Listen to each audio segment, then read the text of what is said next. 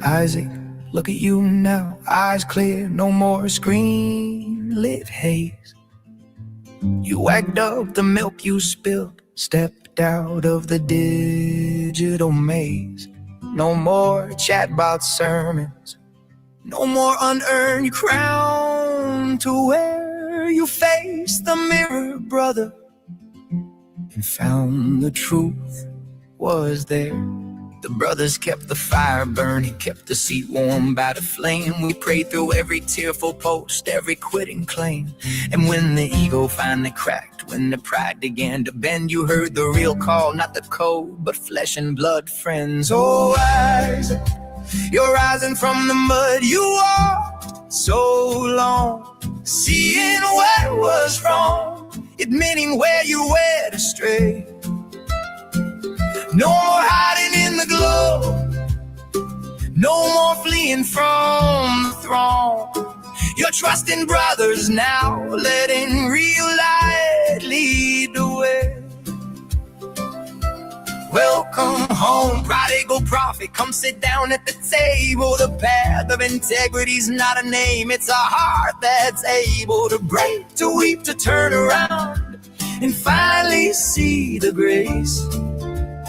God's integrity pathways now lived in your face. You cried over spilled milk, but you didn't leave it there to dry. You owned the mess your hands had made. Looked the failure in the eye. No dramatic exit stage left, no comeback for the views, just quiet repentance, brother, a kind that God can use. We watched you wrestle angels in the dark of your own room, not algorithms quoting scripture, but you stole against the gloom. And when you rose up humbled, with bruises from the fight, we cheered like heaven's choir, 'cause you stepped into the light. Oh, Isaac, you're rising from the mud. You walked so long, seeing what was wrong, admitting where you went astray. No more hiding in the glow, no more fleeing from the throng. You're trusting brothers now, letting real light lead the way. Welcome home, prodigal prophet, come sit down at the table. The path of integrity's not a name, it's a heart that's able to break, to weep, to turn around and finally see the grace. God's integrity pathways now lived in your face. Real convictions, bone and fire, not in sterile cords, so clean. It's forged where voices clash and love calls out the in-between. You chose the harder road at last, the one with scars and sweat. And brother, that's the victory we celebrate tonight. No regret.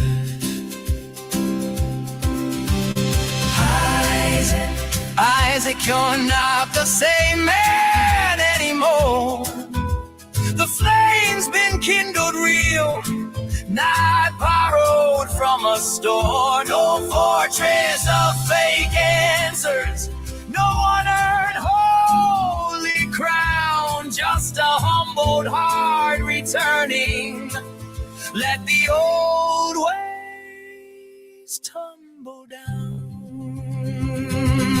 Final Isaac, praise God, you're rising from the mud at last. Seeing what was wrong and owning every shadowed path. You're walking with your brothers. No more solo in the nights, busting flesh and blood and spirit. Stepping into true light. Welcome home, beloved brother. Raise your hands and sing. The path you claim is God's now. Let the redeemed bells ring. No chatbot ever carried you, but grace has brought you far. Isaac, your home. Praise the Lord for who you are. God's integrity pathways, not a title, but a road walked with humble footsteps, bearing every heavy load. Trust your brothers, trust the struggle, trust the one who knows your scars. He's carried you this far, Isaac, and he'll carry you to the stars. Oh, Isaac. Oh, Isaac. Oh,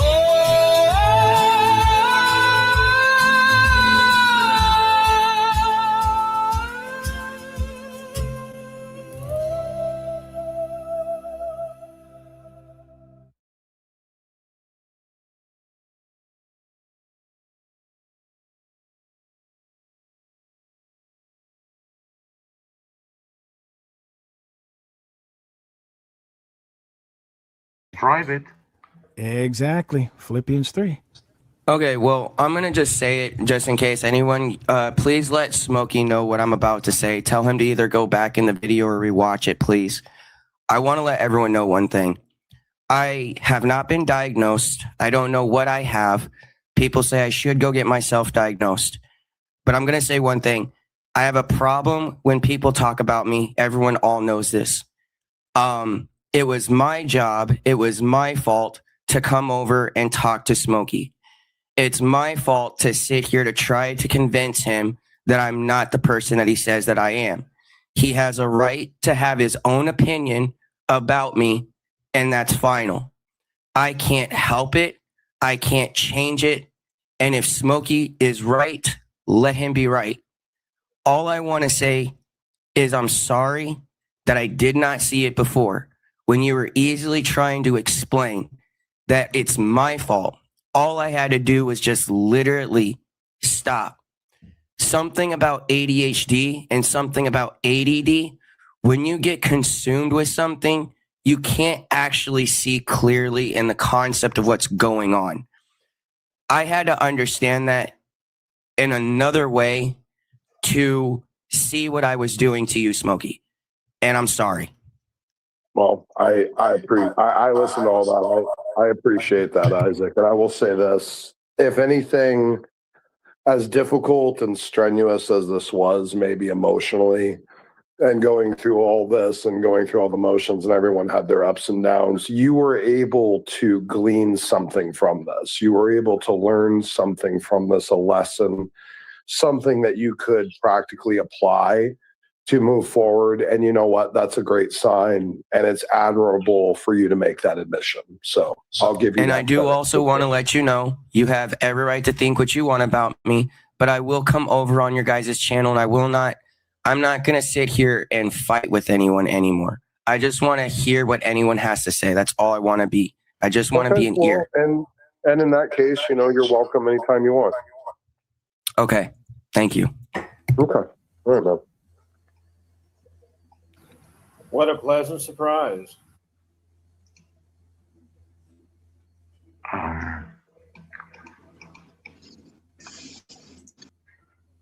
Well, good morning, everyone. Good morning. Welcome to another live show. Just kind of a quick one this morning, not intending this to go terribly in depth. Fro is here as well. Welcome, Fro. Of I just want to give Fro and to Low Firm and Suno Productions. Yes. Hello.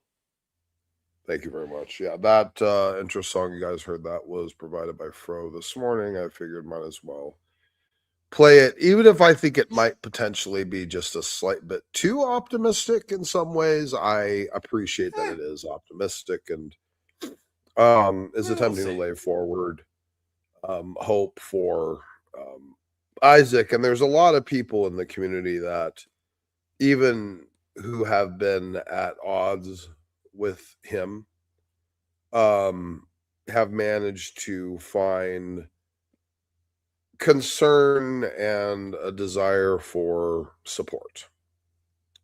So there's things about yesterday that are just worth giving a bit of public admiration for the show of character that Isaac presented. And he did. He did present a good show of character.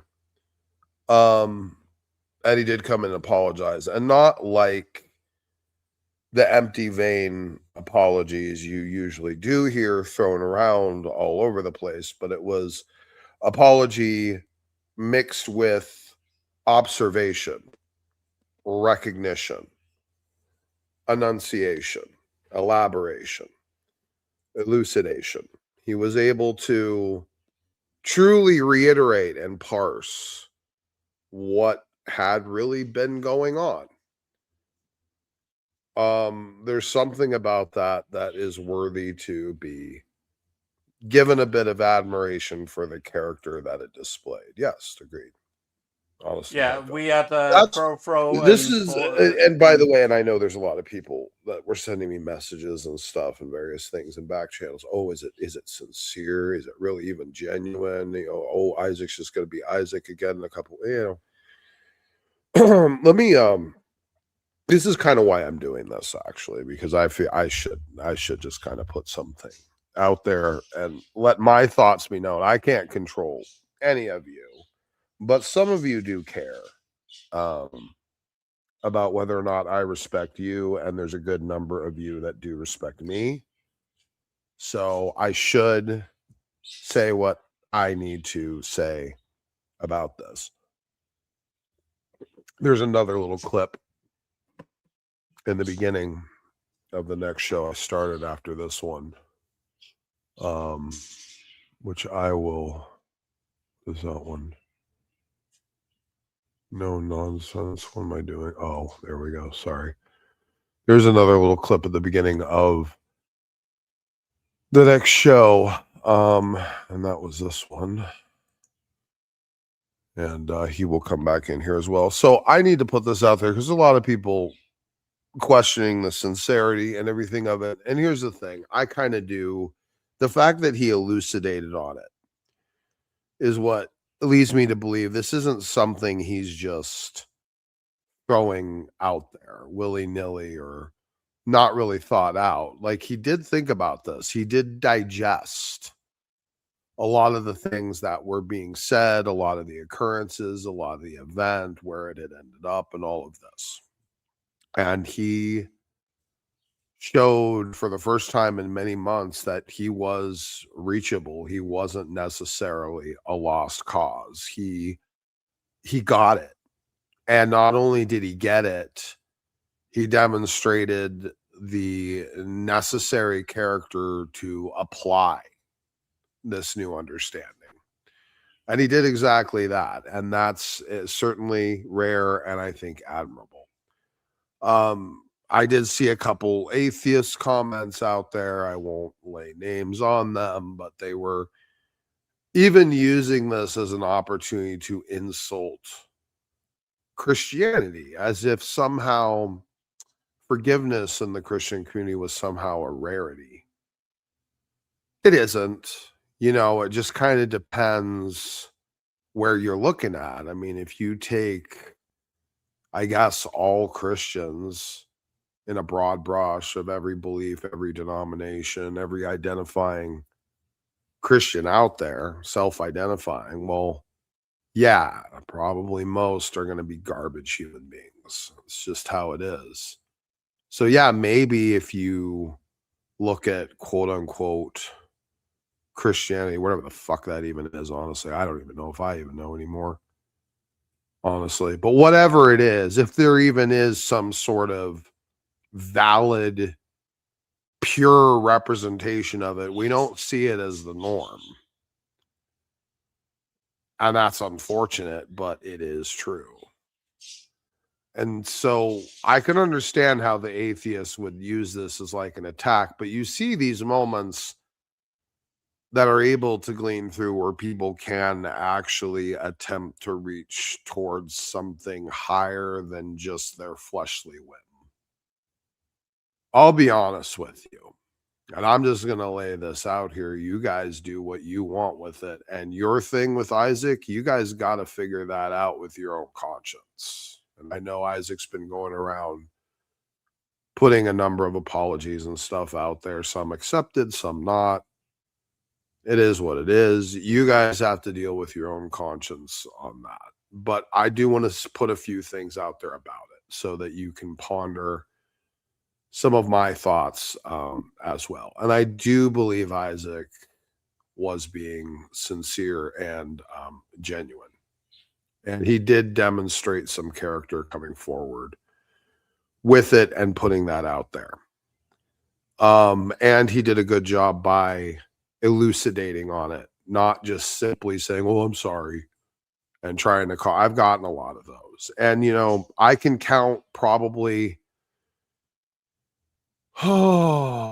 it's probably more often. It's maybe to the metric of twice, 2 to 1, that I have given someone the benefit of the doubt and regretted it versus not regretting it. Most of the time, giving someone benefit of the doubt will lead in betrayal. Probably 2/3 of the time, it will lead in backstabbing, betrayal, personal, emotional betrayal of confidence, some sort of turning on the person, joining in with enemies. I've been at this a while, and for the last 5 or 6 years, and I've been all through the highs and lows, ups and downs, and every other thing in between, all the attacks to assassinate my character, to keep me from ever getting to a certain size where I could potentially be more effective. Desperate, pleased to do exactly that. You take that with it however you want. Nonetheless, it does exist and it is a thing. My challenges are unique to me because this is what I chose to do, and I managed to get a bit of attention when I do it. Each of us have a role to play that I do believe is unique to us. We all have strengths, we all have weaknesses, we all have capacity for specialities and focuses. There's things that we just feel driven towards.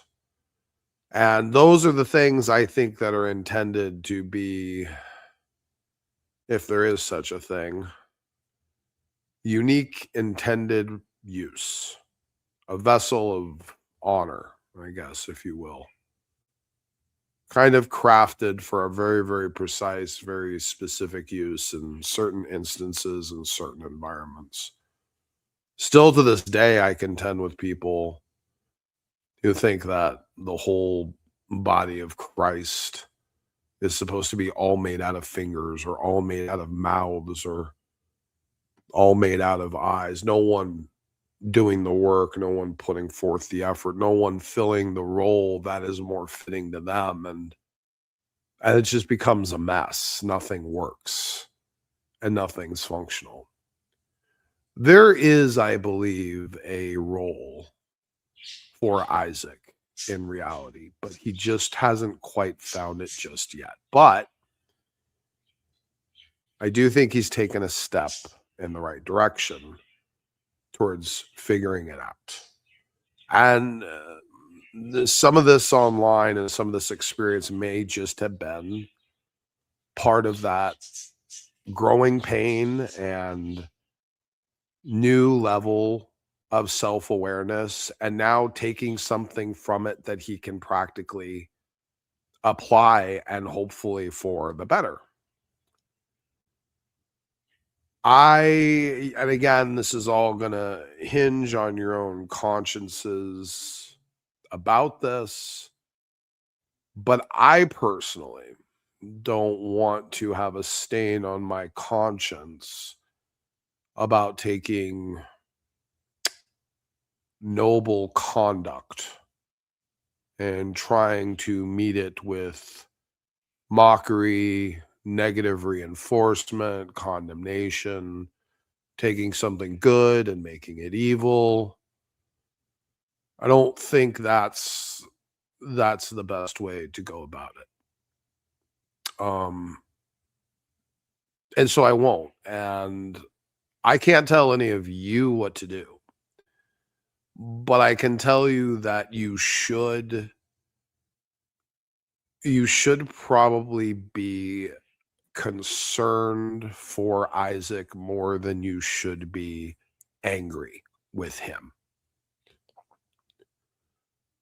I would go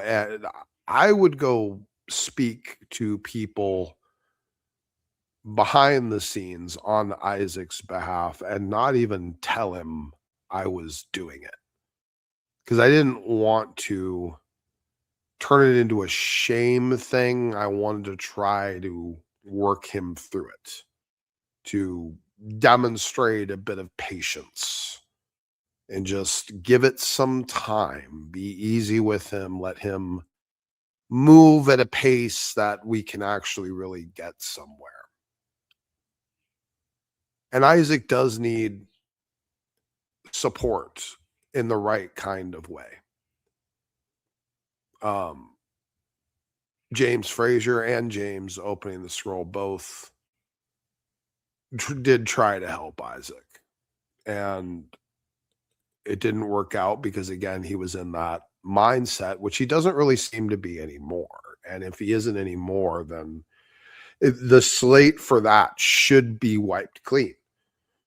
If he's turned away from this stuff that was so toxic and detrimental in his heart, and he's repented, metanoia, more than just a change of mind, but actually turned in the other direction, operational wise, thinking wise, intention wise, well, then there's no justifiable thing inside the Christian moral paradigm that would allow you to hold it against him any longer. And we get fucked over. I get it. We all get fucked over by following this Christian ethical paradigm. And let's face it, if you do it right, it is going to be miserable. Sorry. It just kind of is, You don't get to really just live for yourself.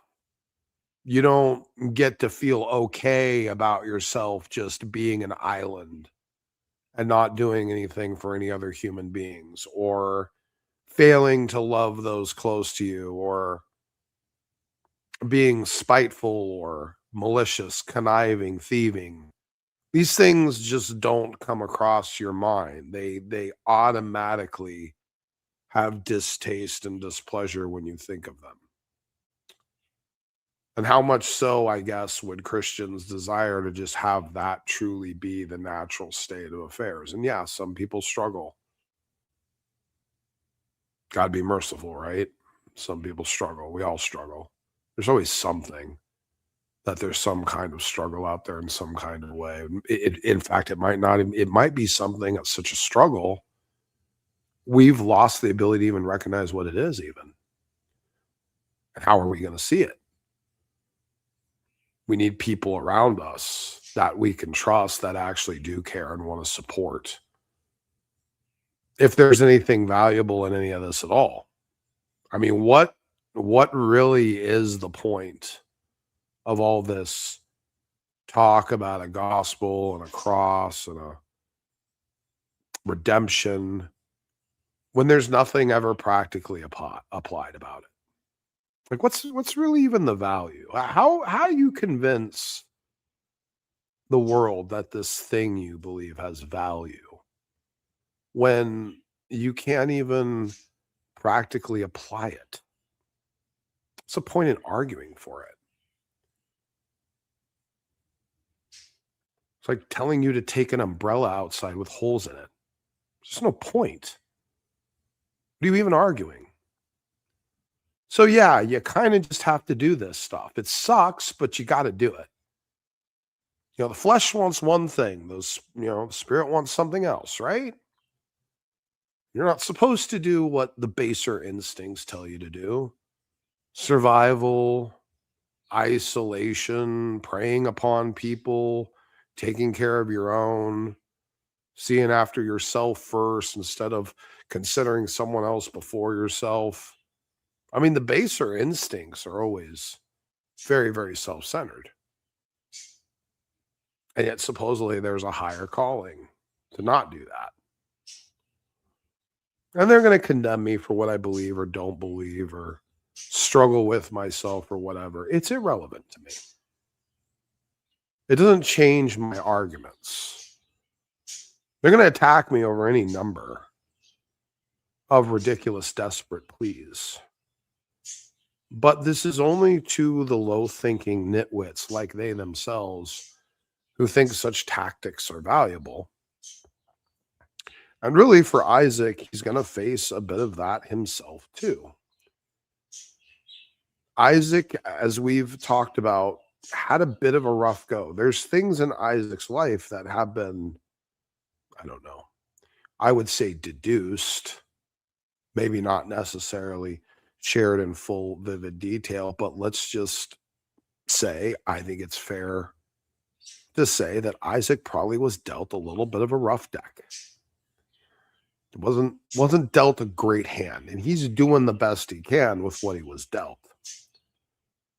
And I do believe Isaac has, unfortunately, and not even of his own fault, ended up drinking from a lot of poisonous spiritual wells over the years. And God knows what's still lurking around in his belief system that was picked up from maybe a bad source. In fact, it really, as a grand scope, it's almost kind of tragic, because look at the state of Christianity, about how hard it is for anyone, let alone someone like Isaac, to actually be able to navigate to the truth, and how easy it is to come across bad teachings, bad philosophies, bad theologies, things with bad arguments, and to be seduced and allured by things.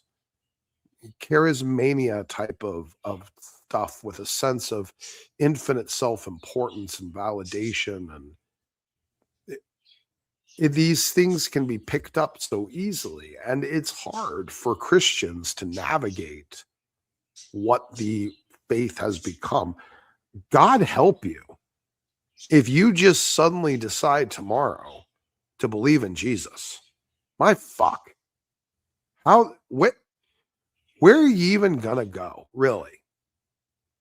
You all have your own nearly infallible ideas of what church is the perfect church and the right church, and go to the SDA, go to the Catholic, go to the Eastern Orthodox. No, we know we're right. We can't possibly be wrong. That's part of your fucking problem. That's part of what keeps the divisions alive, is actually that sense of pride and infallibilism. I find it disgusting, frankly. Those of you that propose and have this completely philosophically dishonest, absurd position of infallibilism, like the fucking Veckels. I have no idea how Veckel still to this day, so fucking retarded and stupid, that he's going to accuse me of affirming Cartesian certainty, absolute knowledge of anything. After everything I've said, he's so fucking stupid. He's actually going to accuse me of that, the very thing that I was criticizing him for to begin with? Where the hell is Veckel's brain? Because it sure as shit ain't in his head.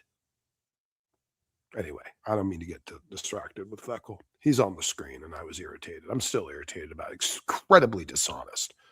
Will not even let me get an argument out yesterday. Could not stop running his fucking mouth. Embarrassing. There's no free will in Calvinism, folks. Just so you know, there's no free will in Calvinism. It just doesn't exist. So when Veckel or one of these others come to you and they're like, hey, you know, there's definitely free will in Calvinism. No, there isn't. No, there isn't. And even if there is at some level, and I'll argue that there isn't even there, but even if they do manage to convince you some way it is at some level, you don't have free will over the most important thing. And that's where you go. Who you spend eternity with. You can't choose God. God has to choose you. The invitation is not open to everyone. It's open only to the elect. And so you could believe really, really hard and really, really know and really, really pursue the life and the sanctification and still go to hell. Sorry, you weren't elect. But I live just the way that all the other saved people were, and I live my life great, and you're not saved by your works. And see, I just chose those people to go up who had the same life as you, where you were all virtuous and you all, chose to do good things and live an obedient life and believed all the right theologies and everything. But you're not elect. Well, God, but why? Why am I not elect?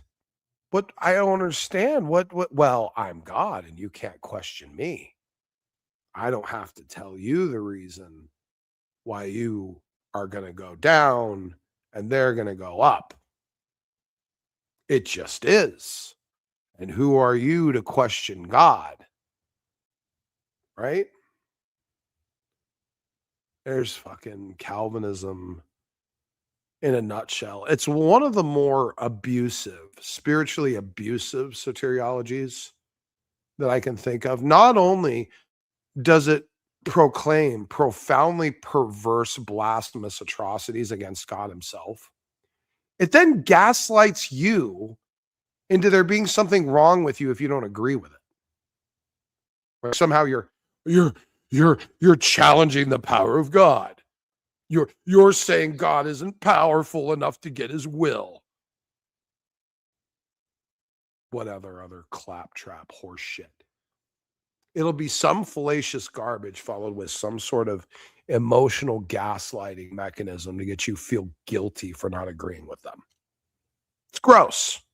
It's one of the more spiritually abusive sects of Christianity I've ever come across. It is. Just is. I'll debate any of these Calvinists. I really don't give a shit. I bring a scholar. I debated that one scholarly one. He was pretty somewhat educated, but he didn't like the corners that I painted him into either. There is no free will in Calvinism.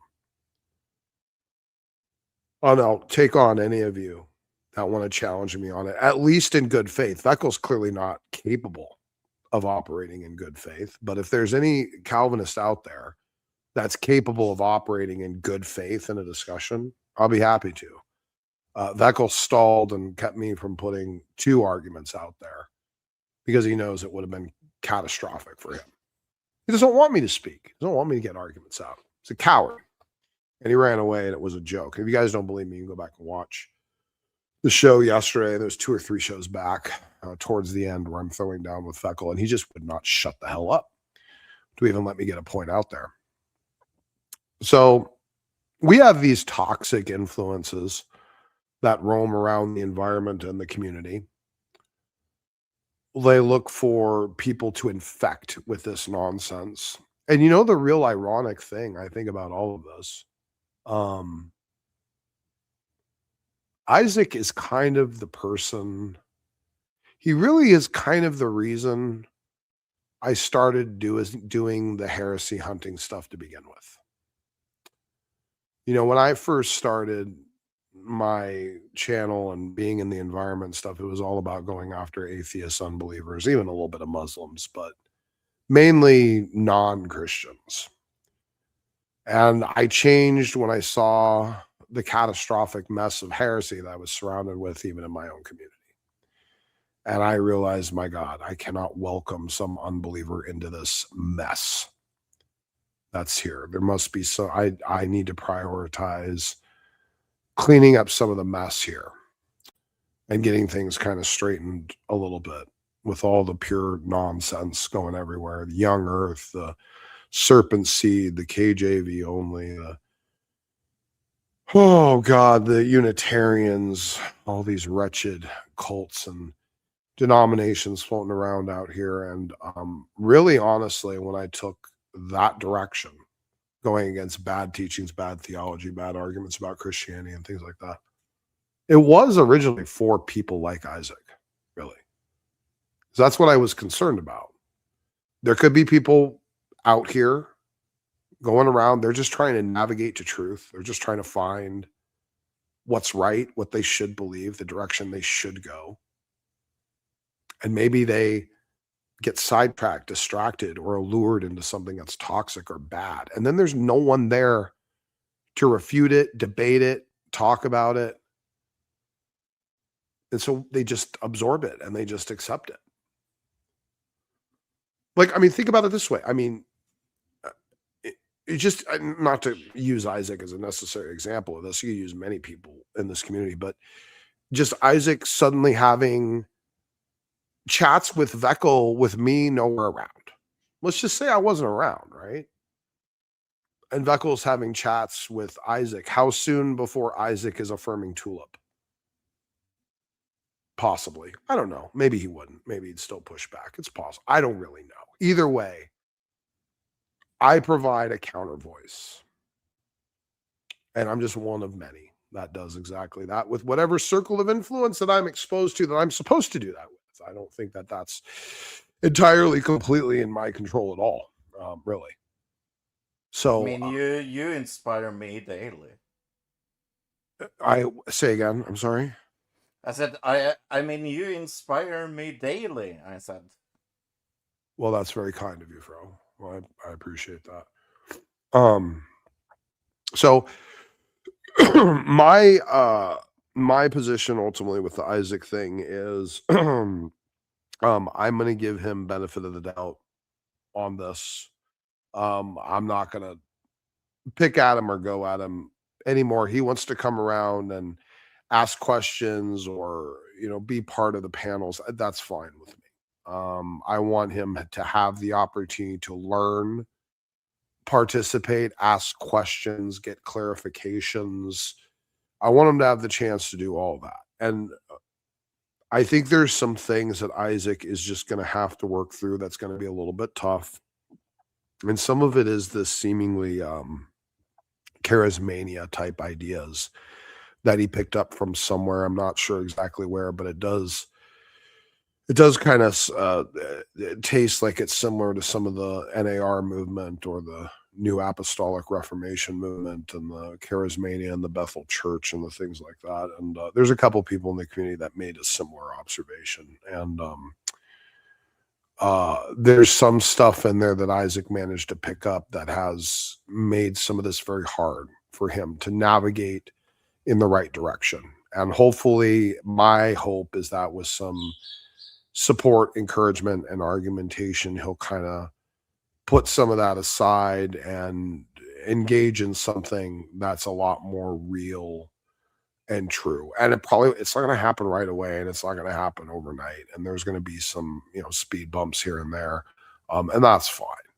But the obligation, the conscience of this, the moral obligation, I think, is to give him the benefit of the doubt with a sense of sincerity. Yeah, I know I get fucked over about 2/3 of the times I do exactly that, but you know what? Oh, well, this is just the right thing to do. So you just do it. If only I could take back fucking the 20 times that I gave praise benefit of the doubt.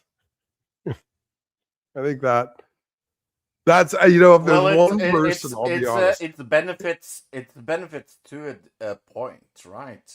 Yeah, if there's I'm one person in the entire community I regret forgiving, and certainly I forgave Praise more times than I could count from various betrayals, attacks, joining with enemies, things like that. I regret all of them. I wish I would have refused to forgive Praise from moment one. And had I done that, I would have saved myself a whole bunch of bullshit. But every time Praise wanted to reconcile, I would be open to it and I would be forgiving and I would follow that. Well, coming to a brother and penitent and asking for forgiveness and it's obligated and it's what you're supposed to do. And really, Praise did test the boundary of that 70 times 7 with me. And I regret every single time I forgave him. And I think that's probably why I don't really 100% have it in me to forgive him anymore at all. And maybe that's my problem. Maybe Praise is one of those just, really horrific, hellish stumbling stones that are sent after people that you have to deal with. Like they'll fuck you over more than just about anyone. They'll test your patience, your quote unquote love. They'll test your essence deeper and harsher than most other people can just by merit of being there and being who they are. Could even be family members and relatives that do such a thing, but they just, for some reason, there's just that person and they're going to test you more than any other fucking person ever has. I think everyone's got one of those people. Don't be one of those people. Don't, if you're one, think about that to yourself. If you're one of those people to someone, stop. Please, for the love of God, stop. I have to say I'm very, very proud of Isaac. I am. Even though people have their thoughts about how sincere he is and how good it is, I see it as a giant step in the right direction. I really think he did good, and yeah, no, I'm really, really proud of him. He's a good egg underneath all the weirdness that is Isaac. And Isaac is not going to stop being Isaac. I don't think he will. Like Fro has never stopped being Fro, even though I am a changed man. I don't. It's not about Isaac stop being Isaac. It's about Isaac Yeah. finding his best purpose. Yeah, I agree. Because it's just not what he's been chasing, and I'm sure it's out there. And maybe this was part of that path of discovery. And he's going to be able to start looking and leaning towards things that are more tailored to a beneficial purpose for himself. Actually, I think he really could. He would do well in some sort of like youth pastor ministry type setting, where he was, with some young men and, and go bowling with them and do Bible studies with them and, like preteens, teens, stuff like that. Like, I think he'd probably be, because he would, be able to speak to them and relate with them and be able to be connected with them and counsel them. Like, I think actually Isaac could probably be really tailored for something as important and genuine as something like that. Not saying for sure. I'm just throwing this out there.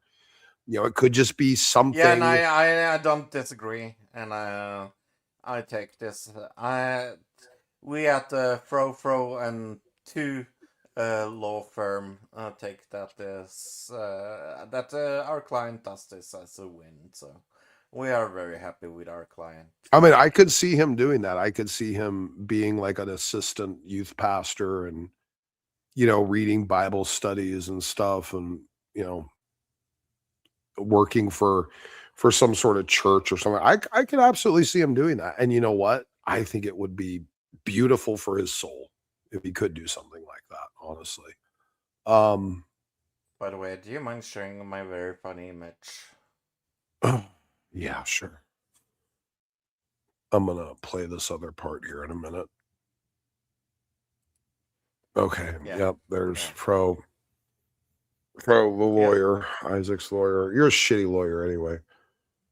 Eh, You weren't that shitty. You were actually pretty good. I think you gave about as good of a case as you possibly could. I don't think Rob Reed could have done any better, to be honest. I'm an okay lawyer. With absolutely And nonetheless, no lawyer. Isaac had a good moment of recognition over all of it, and that's good. And I think that we should be willing to give people benefit of the doubt. It's awful sometimes and doesn't always pay off, but Yeah. well, it's still just the right thing to do, and the right thing to do isn't pleasant. And yeah, Christianity sucks. It really is just a shit fucking existence. Because you're always gonna have to be doing stuff and trying to prioritize other people over yourself. You're always going to have to be trying to think about what's right and trying to do it even when it's difficult or hard or seemingly almost impossible. You have to fight urges instead of give in to them. It's a shit show, man. It fucking sucks. Oh yeah. And it's not a pleasant way to live. I wish Christianity was much easier. But and it's not a pleasant way to live because the whole world's going to be fucking horrible to you. And you know what you're told? Be good to them still anyway. Yeah. Don't repay evil for evil. Love your enemies. Pray for those who persecute you. One You don't of even the get very few things I take from being a Mormon. There was a picture in every Mormon church with Jesus Christ with open hands in heaven, and underneath it, it said, "I never said it would be easy. I only said it would be worth it." And sometimes you have to remember that. Jesus never ever said it would be easy. He only said it would be worth it.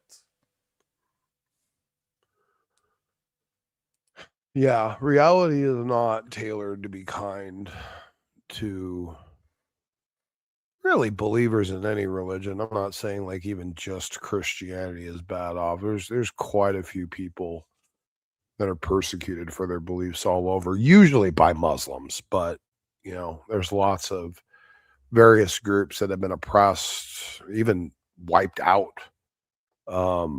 for believing certain things. It's not like it's isolated only to Christianity. Anyway, Christianity might be the most persecuted. That's a possibility, but I don't know. It's hard to that's hard to. I said Christianity might be the most persecuted, but I think that's pretty hard to actually quantify. How would you possibly even gauge that? Like at what level of history? How far back are you going to go? And do you even have records of such a thing? That's kind of I don't know. That's I agree. I want to play this though because Isaac did come in and kind of elaborate a little bit further. And then I'll kind of give my final words. If no one wants to come in and contribute or ask questions, I'll go ahead and shut this one down early. For anyone that wants to join, I'll hang out for a little bit to let people in. Here's Isaac. Isaac's here. By the way, Smokey, I also want, everything that I said before on that last stream, I also want it to be for Dave as well. Like basically for everyone, even all your people that support you, if you understand what I'm saying. So like basement dweller. I get what you're saying. You're just wanting to kind of bury the hatchet across the board. I get what you're saying. Yes, honestly, and I was acting a foolish person. I understand that now. So. Well, I appreciate that you, and that was a good show of integrity, Isaac, to come forward about it and to express it. And, if anything, Lowe's proud of you. I'm proud of you. So that's a good thing. And, if anything, we come through all this stuff and sometimes it's unpleasant. And sometimes in the moment it's terrible, but then you get to the end and there's some good that can come from it. And I do want you to be able to grow and increase and improve and this type of stuff, and you'll be stronger and you'll be happier.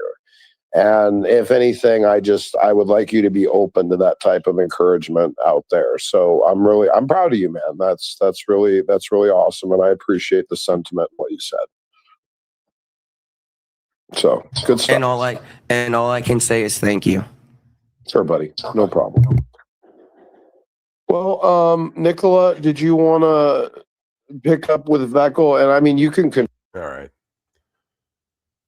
So that's. Oh wait, he does say something. Tribute to Isaac. If you wanted to ask Michael or Nickel anything, but if anyone else wants to come in, do so now. I'll hang out here for a little bit. Till I don't know if Michael's still here or not. Again, feel free. Well, I do also want you to know, Smokey, I mean, I am going to still, read the Bible. If I do end up saying stupid things and you do end up doing a video, or if you happen to, or someone else does, I'm not going to sit here and make myself be a fool anymore, if you understand what I'm saying. So I get what you're saying. I don't want you to stop reading the Bible, Isaac. If anything, I would just want you to take advantage of more of the diverse resources available to you and not try and just isolate yourself so much, in doctrine and understanding, and there's someone else out there he's a pretty popular streamer. You probably know who he is, Kai Cenat. You know who that is? You've probably heard about him. yeah. And he struggled heavily with, what is it? Dyslexia. He has dyslexia and he struggles with it a lot. But the thing is, he operates with it in such a way where you can't even really poke at him about it in any kind of way. Because he'll sit there and he'll be reading and going through a book, and yeah, he's messing it up. He's not reading it really well. But you know what? When he comes across that word and he's like, I'm not sure what this is, he stops, he pulls out a thesaurus, a dictionary, he looks it up. He's like, oh, okay, this is what this is. And the thing is, you see him really putting in a lot of effort to overcome. Kenny, I hope someday maybe you will get to talk to Kenny, because Kenny would be an incredible inspiration for you. Because Kenny is the perfect case study of someone who really was dealt a rough deck, and he rose above it in incredible ways. I think Kenny would actually be a really inspirational guy to you, to be honest. Well, thank you. And I just recently found out that Kai Cenat, basically, he quit live streaming for a while and he made a new channel where he was fixing on his mind. Right. And I heard what's really funny is there was a mind book that he was reading, and I've bought that book like maybe 2 months ago. And I was like, it's kind of crazy. He's kind of around the same age that I am. You probably got it around the same time he did, yeah. So it's just like, it's kind of, I kind of believe that he is a Christian to a point because he has talked about God and what he believes in certain things. And I do see him as a really good kid, guy. Yeah. Not kid. He's a guy. Yeah, but that's the thing, and that's the thing that's admirable about it, because there's lots of people, and this is one of the reasons why I didn't like Candace so much, because Candace was kind of the example of the opposite. Like, Candace wasn't really trying to overcome her difficulties. She was always just using it as an excuse to do the wrong thing. That's why I always had an issue with Candace. I've seen people that have had challenges. I mean, even my wife, has ADHD and stuff, but she, works really hard to overcome it. And then there's other people that just use it as an excuse for everything. Do you know what I mean? Yeah, no, I was one of those people. I understand. I mean, you were heading down that road, and that's and the sad thing is, it's bad for you. It stagnates, your growth and your, maturity and ability to learn and to be more powerful and more productive and more, beneficial. Like it only ends up hurting yourself to try and use it as excuses instead of like a motivation to be like, you know what? I notice this problem. I notice this is kind of an issue, but I can work on it. I can overcome it. And approach it like that instead of just, like Candace does, like, oh, I have mental issues. Oh, everything she does. Oh, I have mental issues. There's no sign that she wants to even try to do anything to have it be different. And it's not entirely her fault. I think her parents let her get away with that her whole life. I think she was very coddled. And I have a question. The only reason why I do is because I kind of see Candace as my older sister when it came to God and like spirits and like things like I wouldn't really say she was crazy, but she made herself crazy because she was always trying to do like the best thing, and she didn't know what voice. I know it's gonna sound messed up. What voice to listen to, and I do believe that there are, like me having to correct you. There was a voice in my head saying you're wrong about me, all these things, but I had to understand like that's like my pride self. That's my voice, and if I get stuck in that concept, I can't grow. So Right. my sister had that same voice too when she was going through the divorce. Like she kept basically blaming the other person instead of wanting to Right. look in and Right. everything else like that. So like with Candace, I kind of have a soft spot for her because I can't reach out to my sister anymore. My thing is I pray for her. I pray that she finds peace, she receives peace. But she has to let go of the voices. I don't know how to explain it, but that's the key thing. Like I've dealt with other voices. Like you just have to let go of those. And when the spirit, I know the spirit of God and I know the difference. It's not just some random voice or anything. God shows us things in a way of maturity. And it's not like how a lot of people think. It's from the word of God. But we have to be settled in our minds to understand when God is trying to show us things, especially in the word. Like you did show me things and you brought word into it, and I was blinded to not understand. So yes, me not working, it does make the faith a little iffy for other people, like Babe's trying to understand. So you are right that I have no place to even not really speak up, but to critique anyone else. And that's what I was not understanding. Isaac, I think everyone, if there's any real truth to Christianity, then it's, really honestly, it's really easy to get in the worldly perspective of what value is, like, because the world looks at what value is and they think like, oh, well, if you have a huge following or if you're respected by so many people or something, they have their own metric. The world has its own metric to decide like this value, but that's not the same value that God has.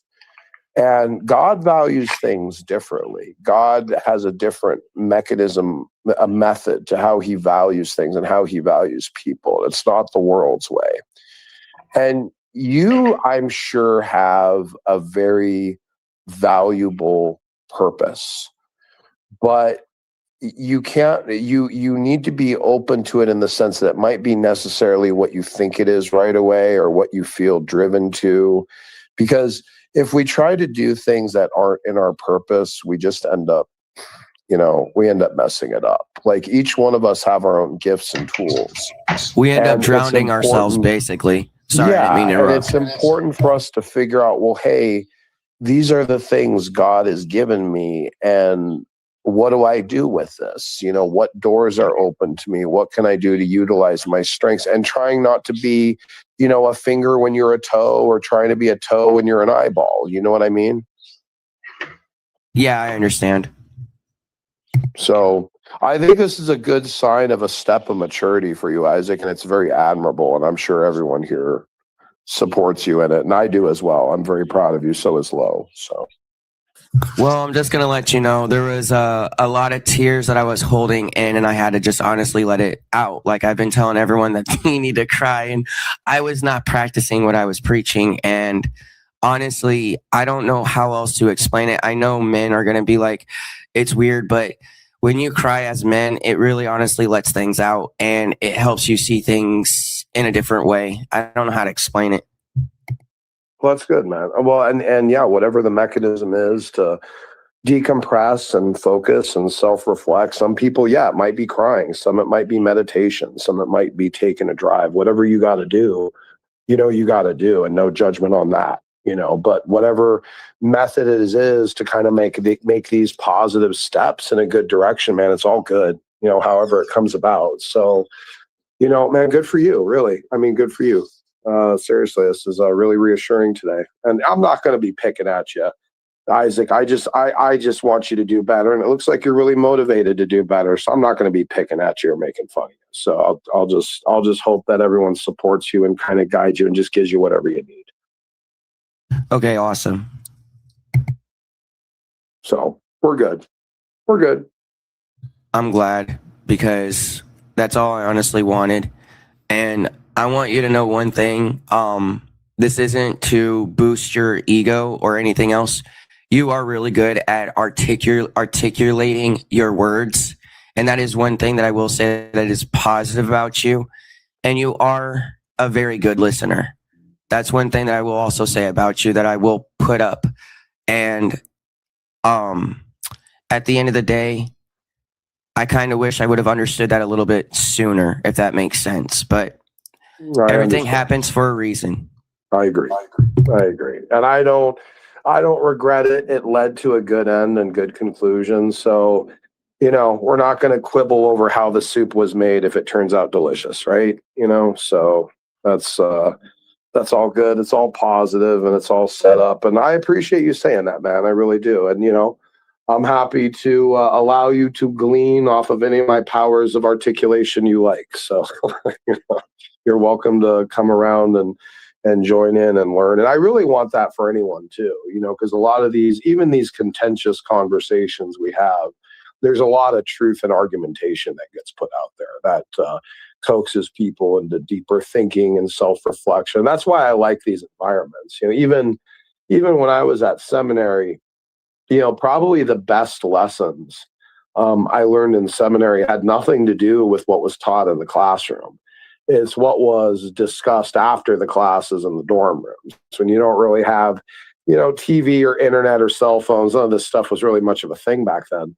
So you're just stuck, alone with your dorm mates with Bibles to do nothing but argue all day. And argue we did about anything and everything. But you know what? That was some of the most educational and informative times about the depths of belief and human psychology and why we believe what we believe and justifications. That was far more informative than any of the classes I took. So that's partially why I love these environments, and I love debate, and I love the blood sport, and I love the throwing down and getting the points out there. And I love all that stuff because I know it gets people to think. So anyway. Makes sense.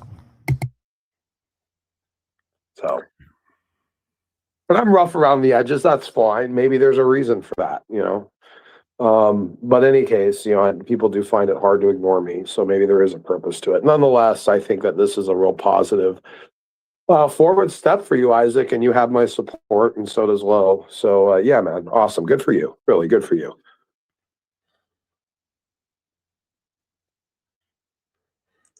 All right. Well, that's basically it. Welcome, I love welcome. Or thank you. I love how you dated yourself to the pre-social media, pre-widespread internet era when you were in seminary. That is true. We did not have internet in dorms. We did not have cell phones. I mean, there was one TV in the common area that was in a completely separate building that just only had news on, basically. And that was it. That was basically your entire outreach to the entire world. So yeah, it was a very isolated type environment. So yeah. Well, on the one hand, I hope Isaac is genuine. On the other, I'm just not so sure. I've stayed out of this whole Isaac debacle as much as I can. However, we'll see. I also support the idea that Isaac should go forward for a proper diagnosis, if any apply. I'm not even telling him to get on some cocktail of drugs or anything. I'm just telling him, just know what it is. Just know. Right. And know that there's some things you could do to help and some things you could possibly stop doing that would make it worse and be better. Just at least know. There's nothing wrong with knowing. You don't have to, you're not going to be forced to take, anti-anxiety meds or any of these other things you're not comfortable with or don't like the side effects. I mean, it's not going to be forced down your throat, Isaac. You are an adult, Like, but at Right. least know. At least know, and you can at least have that on you, and you can look at things and start having that in your way where you come across information like, oh, here's a resource intended to help people that have this thing I now know I have. And you actually can find your life improves incredibly just by the knowing. Like it's not just all about like, oh, you need to know, you need to get on meds, you need to know what meds you need to make. It's not just about that. It really isn't. It's so much more than that. And the things that are the most important about it really don't have anything to do with medication for you. It's about resources, outlets, counseling, encouragement, even to do things that you know you actually want to do, like business building or self-employment or something like that. Like these things exist if you just have more knowledge. It helps inform a direction to go. And Isaac, you can improve your life dramatically. I promise you. I also want to encourage Isaac, don't bite the hands that try to help you. If you are legitimate, then the last thing that you want to do is just start biting at people for no good reason. If you do that, you are going to start shutting doors on yourself very quickly. I've said many times before, I was on SSI for many, many years. However, through a very fortuitous series of events, I was blessed to come into my current career. And it all started because of the generosity of friends of mine who decided that I would be a good fit for their particular business. Turns out I was not a good fit, but that opened the door to a career I can do forever. A career that, even if I become even more disabled than I presently am, I can still continue to do that so long as I either have functional fingers or a voice. Don't be afraid of legitimate people trying to help you, Isaac. You know what would kind of be super, super cool? Is if like What? is if Isaac got some sort of tactile hobby of some kind, like wood turning, like gets himself a lathe and has a little kind of shop area where he can go, maybe even a storage unit or something where he could do wood turning and film himself doing it. And just something, I'm not even saying he enjoys this. Maybe this is something he enjoys, maybe it isn't. Maybe it's something he really enjoys. If it's something he really enjoys, this is something he could push for, save for, turn into something. Isaac just needs some ideas. He just needs some brainstorming and some encouragement in the right direction, and he could be incredibly valuable and productive. It was one of the more frustrating things about him that I noticed, is just that I just really was wishing he had the motivation to be more, because he could be more. It's frustrating to see that, like digging into something that's not good for you, and you can be more than what you are. You can be more than the clown. You just have to want to. And that's really what I wanted to tell him the whole time. And I think he did finally get it. I do. I think he understood it. So anyway, I've done my part, whatever that is, I guess. Anyway, anything else you want to add, Ryan? If anyone wants to come in or share anything. Oh, sorry, I was on mute. I forgot I muted myself. I was saying, well, if you look at the timeline to a few weeks ago, Isaac's friends decided they'd had enough of him. It's possible Isaac may have finally got it. I hope so. I can't know so. Yeah, you'd be surprised. People will actually pay for that. I feel like the avenues available to Isaac are pretty large. He just needs a little bit of help and encouragement, just a little shove in the right direction. I would also encourage him. Look, social media can be very useful, but social media can also be your worst enemy. If screeching on social media is a problem, then you need to redirect your attention and your efforts into something positive. Isaac, find a youth center. Yeah, that's an option. That's an option. Anyway, welcome, I Shep. wish him the best. I wish him the best. Hey, sorry. Hey, what's What's going up, on? Shep? How you doing, bud? What's going on, Ryan, bro? I thought I'd come up real quick. This is gonna. I love that I can get on Bob's nerves. So as someone who has ADHD and CPTSD, my brain is firing at 1,000,000 miles an hour almost constantly. I mean, I barely sleep. I've been dealing with this for 40 plus years. And the thing that Isaac's going to have to understand is that it's not going to be easy for him. It's twice as hard for people like us.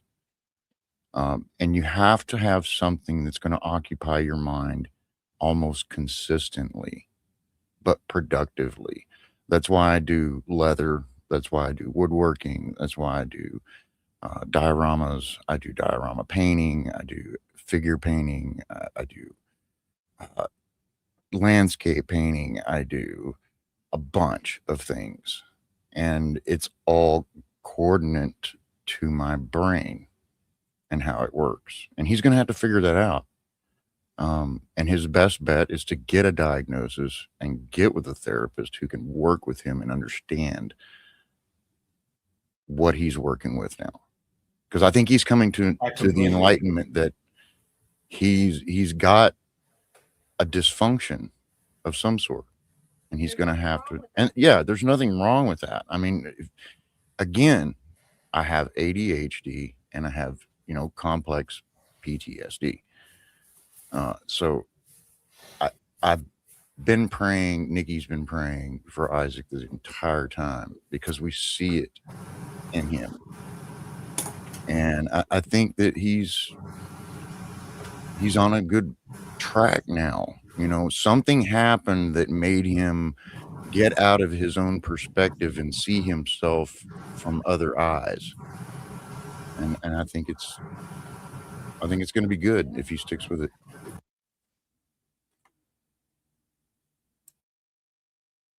Yeah, I think hopefully he will start finding some of that motivation too through some of this, and will improve. And I could just say, for me, I would just want to give him positive reinforcement, and when he's making a good step of his own volition and showing some wisdom and awareness, give him kudos, pat him on the back, say, yeah, man, all right, now that you're taking a step in the right direction, I can feel better about putting more support at you, and as opposed to enabling you in some bad direction by doing the other thing, like 7 demons guided over there, so this at least had some positive outcome in it. And I think Isaac would look at this, and Fro has even said this before, like Fro thanks Basement Dweller these days for shaming him. Oh yeah, because it convicted him to change and get some self-awareness and want to stop. I have respect for someone capable of recognizing they have a problem and changing. I've dealt now for almost a decade with the opposite, those who very well know they have a problem, but are completely incapable of changing. And to echo from Shep's points, when I was diagnosed with chronic depression in 2012, it's not that I didn't know I was depressed. I knew I was depressed. But along with that diagnosis, and I think it definitely included PTSD. It might also have included CPSD, but I can't remember. And unfortunately, that paperwork is long lost.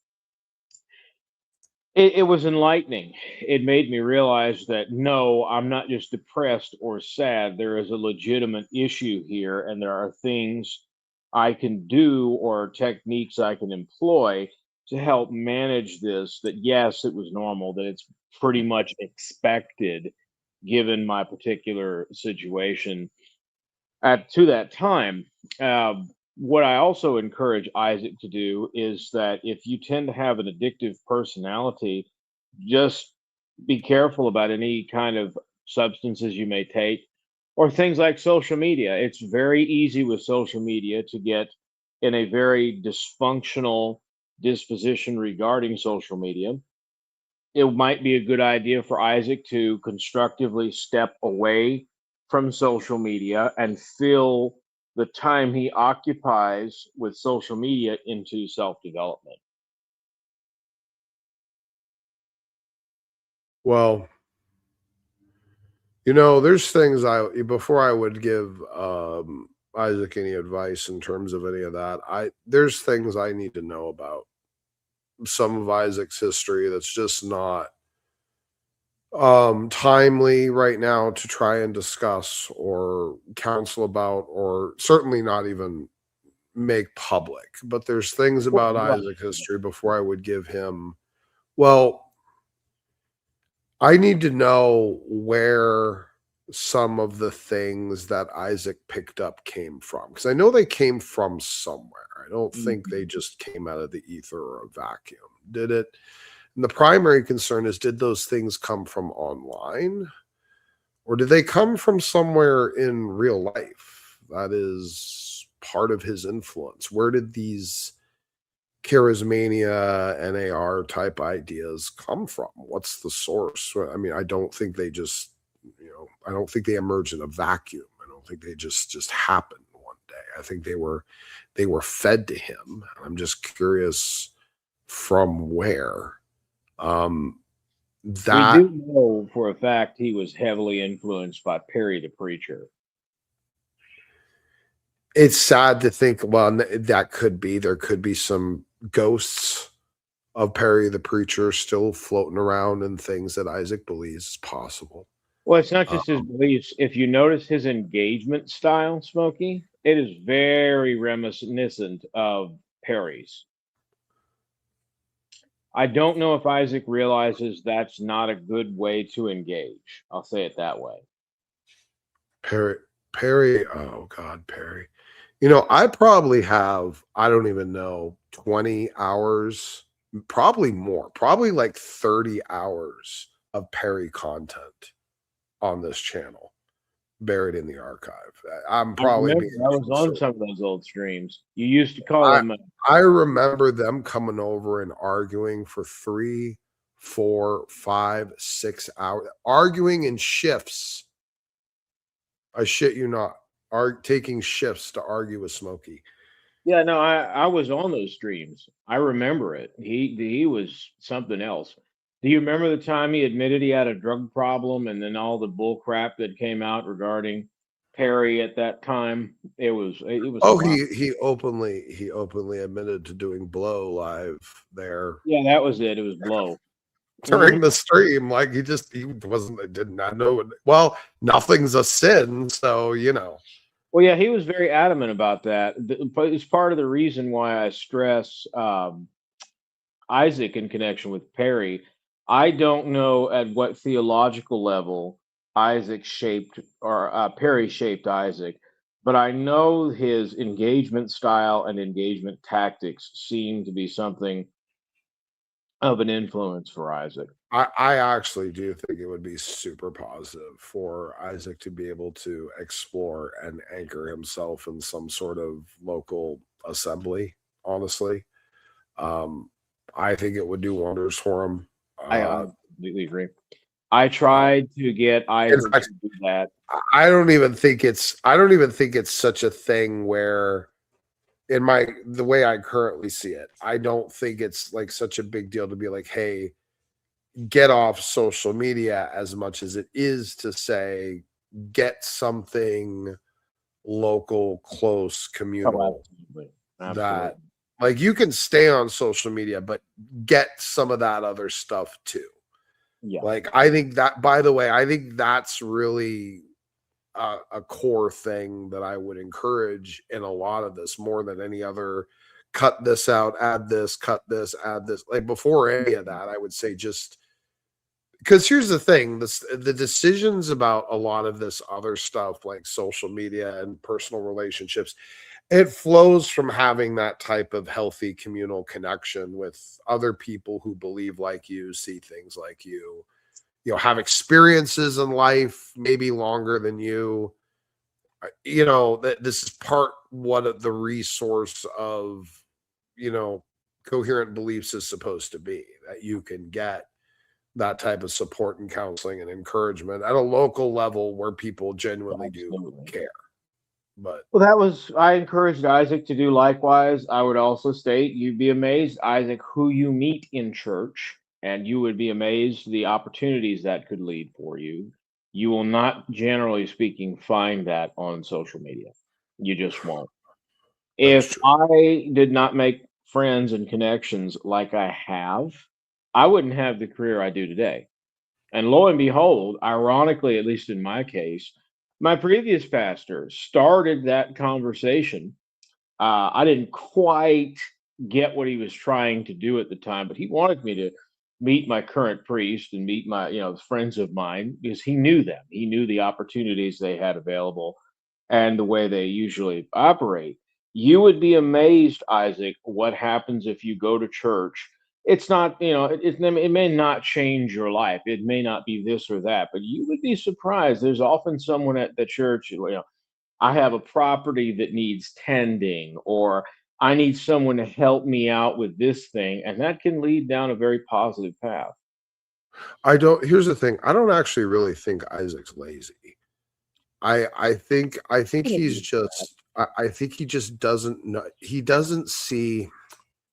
Part of it is, I do think some of it is actually self-esteem. I don't think he believes in himself that he can really do much else out there like that could be really beneficial, and I think that's why some of this stuff kind of grabs a little bit too much of his focus. I think he does need to he needs help to find the things that he's good at, because Mhm.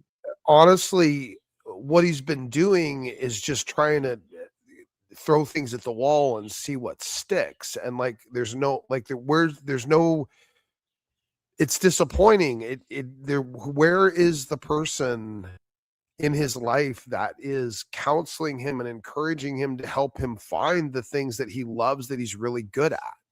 Because he's just kind of It, chasing after like it's like he's just grasping after like leaves in the wind, like whatever he thinks he can grab with his fingers, and he's not his like vom, he's not going the right direction. He's kind of just grasping randomly at the wind, and you want to encourage him to kind of find more of a focus to locate the things that you're good at, that you like, that you can use, that your God can use, because now you're exercising your best use, using your best talents. You're the best possible vessel of honor now, because you've given in entirely and you've entirely submitted, and you've said, not what I will, but what you will. And what he wills is whatever he equipped you to do. And you find that thing, and I promise you'll just notice that you just felt drawn to it. You'll just feel drawn to it. When you come across that thing, you'll just know. It'll just feel like something that you'll want, and you'll start working for it. You'll study, you'll be diligent. This thing that you want to be trusted, this good work that you want to be entrusted to do, well, you have to be diligent to get there, to be worthy of it. And that's the kicker. So you have to find that thing and you have to apply it. And then you're in your telos, then you're doing what you're supposed to do. Then you have high value. It doesn't matter if the thing you end up doing has value to men overall. You're not seeking the approval of men. It matters if the thing you end up doing has value to God, that it's faithful, that it follow his character, humility, meekness, kindness, all that stuff that you know about. Anyway, The utility Isaac will find is that, and I get it. He's vomiting out into the ether, well, I guess the electronic ether, hoping to find someone or somewhere that he can stick. It's not a very productive use of your time. However, I hope for his sake that he can find a productive use of his time. Like you said, his telos is calling. The thing Isaac is good at, he you can know do. the thing is, all this stuff. Let me tell you something. All Mhm. this stuff by him even happening to choose social media as like an outlet and something to do has already encouraged him kind of in a positive step in the right direction. And now it could also help him and encourage him the rest of the way Potentially. to do some really, really powerfully positive decisions in his life and really improve things and be more confident and be more aware and be more prepared and be more, conversationally functional and being more immune to the things that might be used against him and knowing how to use the attacks of the enemy and so on and so forth. Oh, I agree. I will say two things. Isaac needs a pastor, and Isaac needs something like a case manager, caseworker, or even just someone who can check up on him, help him set goals, and see to it that he's attending to those goals. Well, I don't really, I wouldn't encourage him to get him. I'm not going to encourage him to get in the system with Well, that no, I'm not meaning. because then they are going to be like, because when you get the caseworker, then they're like, well, did you take your meds today? It becomes a thing. Well, right, but you And know what I mean. I'm not intending for. I don't mean that he no, needs I to. get what you're saying. I think anything Isaac needs right now is some sort of spiritual Oh, counselor. I agree. I agree. He And needs. it could be a pastor, but it just needs to be someone who is spiritual, learned, close, local, that he can have the ability to talk to and explore and explain his life and get some trusted Mhm. encouragement and counseling from someone who is a pastoral figure or a counseling figure. And they're out Oh there. yeah. I completely agree with that. He needs a deacon. He needs somebody like that to be able to say, "Hey, Isaac, you know, And how are you even doing?" just as a sounding board, it's not even someone he has to. I mean, I'm not even saying this is someone he has to completely submit to or agree with everything he says, but for God's sakes, at least a local resource that can be a sounding board about things that are going on, that can give wisdom from years of experience, that is already in a position to be used to doing that, heading a flock or already engaging in pastoral type counseling and things of that nature. I mean, it's just a natural thing to, at the bare minimum, that's just a great thing to incorporate and have. And I really, with just a little bit of motivation, and he just needs to believe in himself a little more. He really does. He needs to believe in himself more for the things that he's good at, that he should be doing, that he does actually enjoy. And it's just going to be a little bit of work to find out what that is, but I think with a little bit of help, he will find it. He will find it. So I think and he'll so. be able to do some amazing things with whatever that is. I mean, for all we know, he's a savant at something. We don't know. He could be some fucking mastermind at carpentry. We have no fucking idea. I was actually thinking much the same thing. Who knows? Maybe Isaac gets into the trades and realizes he's an excellent electrician, welder, carpenter, whatever. We have. As my voice is drying out, I'm going to go grab a bottle of water. So I will be right back. All right. What's new with you, Fro? Are you still here? I'm okay. Well, excuse me. You're Isaac's lawyer, are you? Oh my goodness.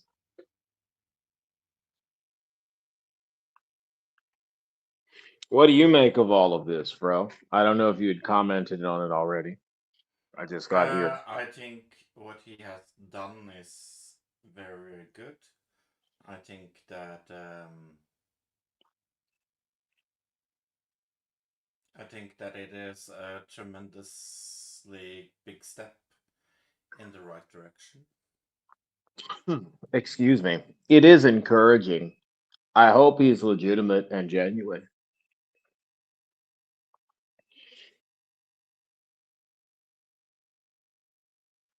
Pardon me. Sorry. I have no animus toward Isaac. I've had very little to do with him for the most part. I've not been in the middle of this controversy to the degree others have. But legitimately, I do hope Isaac does well. I wish him well. And that he can find a productive use within his own telos, within his own order. You never know. Isaac might be a savant accountant. Isaac might be a skilled plumber. Nothing wrong with that. Whatever it is, it's much better than wasting your time on social media.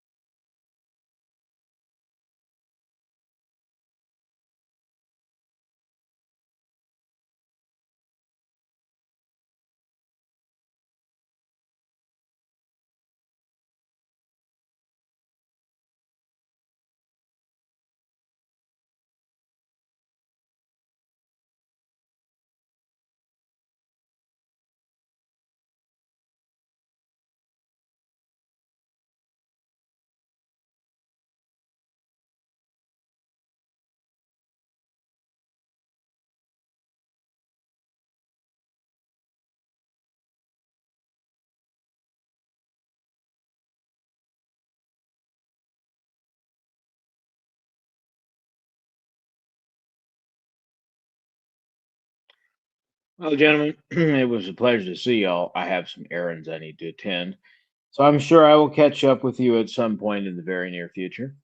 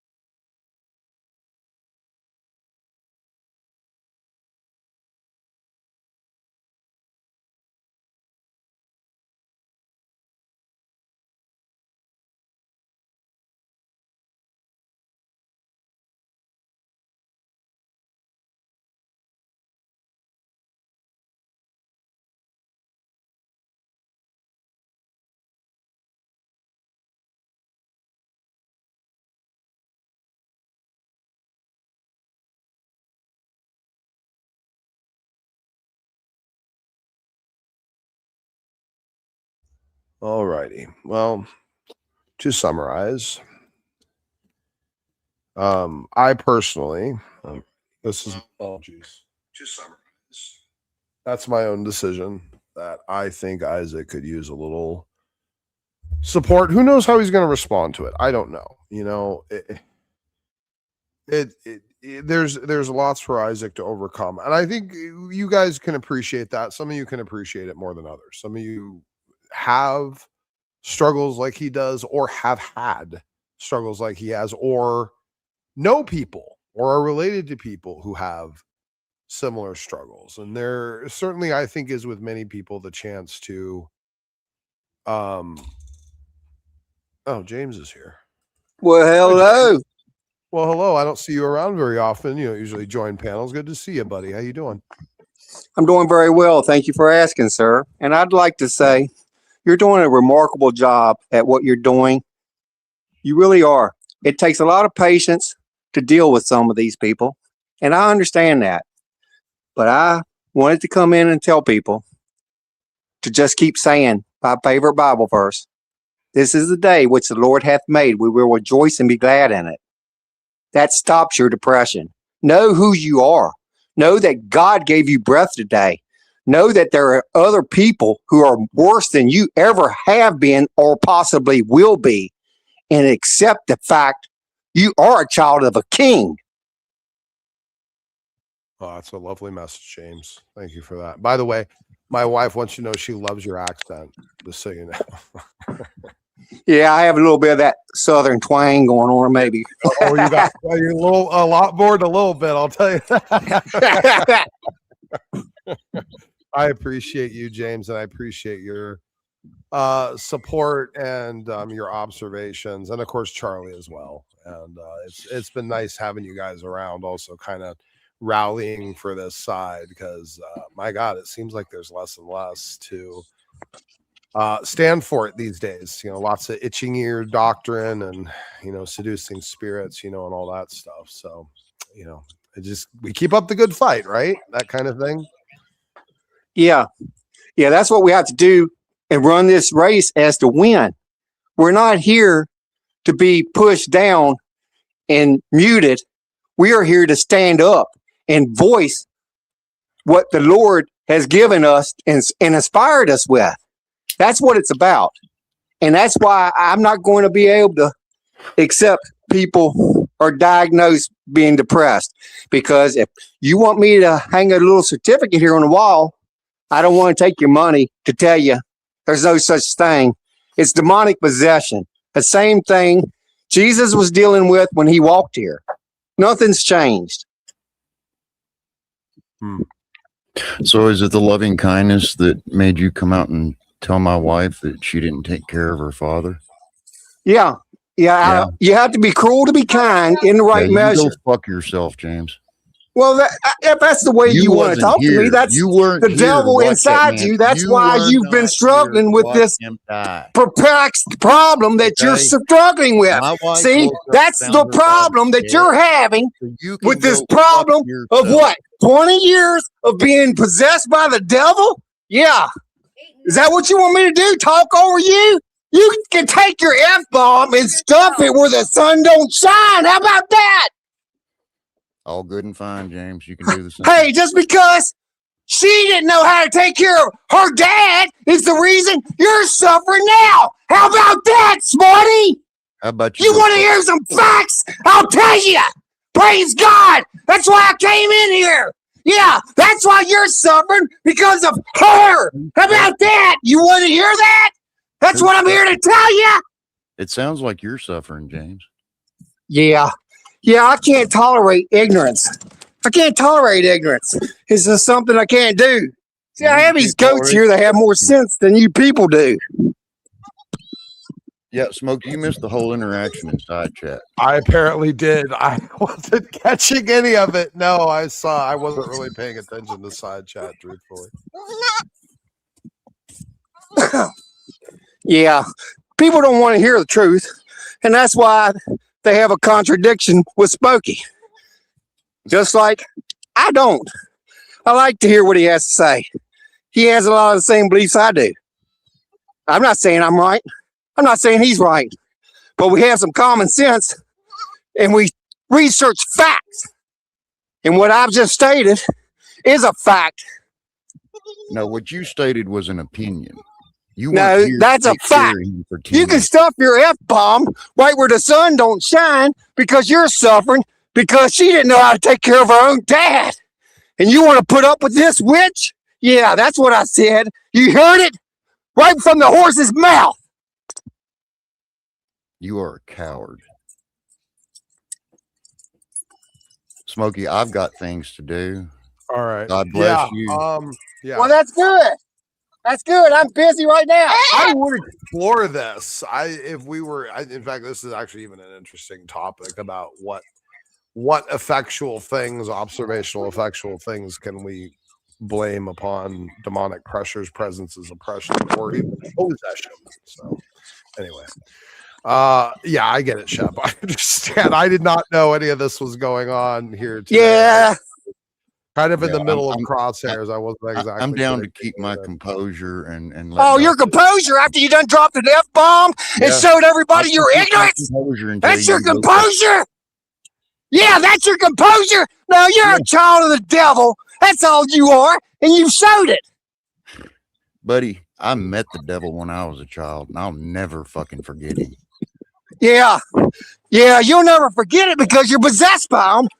Okay. And the lady you have doesn't have enough good common sense God to know how to help you. They cannot live in the same place. I'm sorry to disappoint you. Have a blessed day, everyone. Take care, Shep. Thanks for stopping in. Appreciate it. So, James, just to clarify too, because there was a church that was out here local to me that was kind of I don't know if it was really. No, I guess it maybe was kind of a deliverance ministry. It was a small church. It was a really small kind of rural church. But I had relations that went there.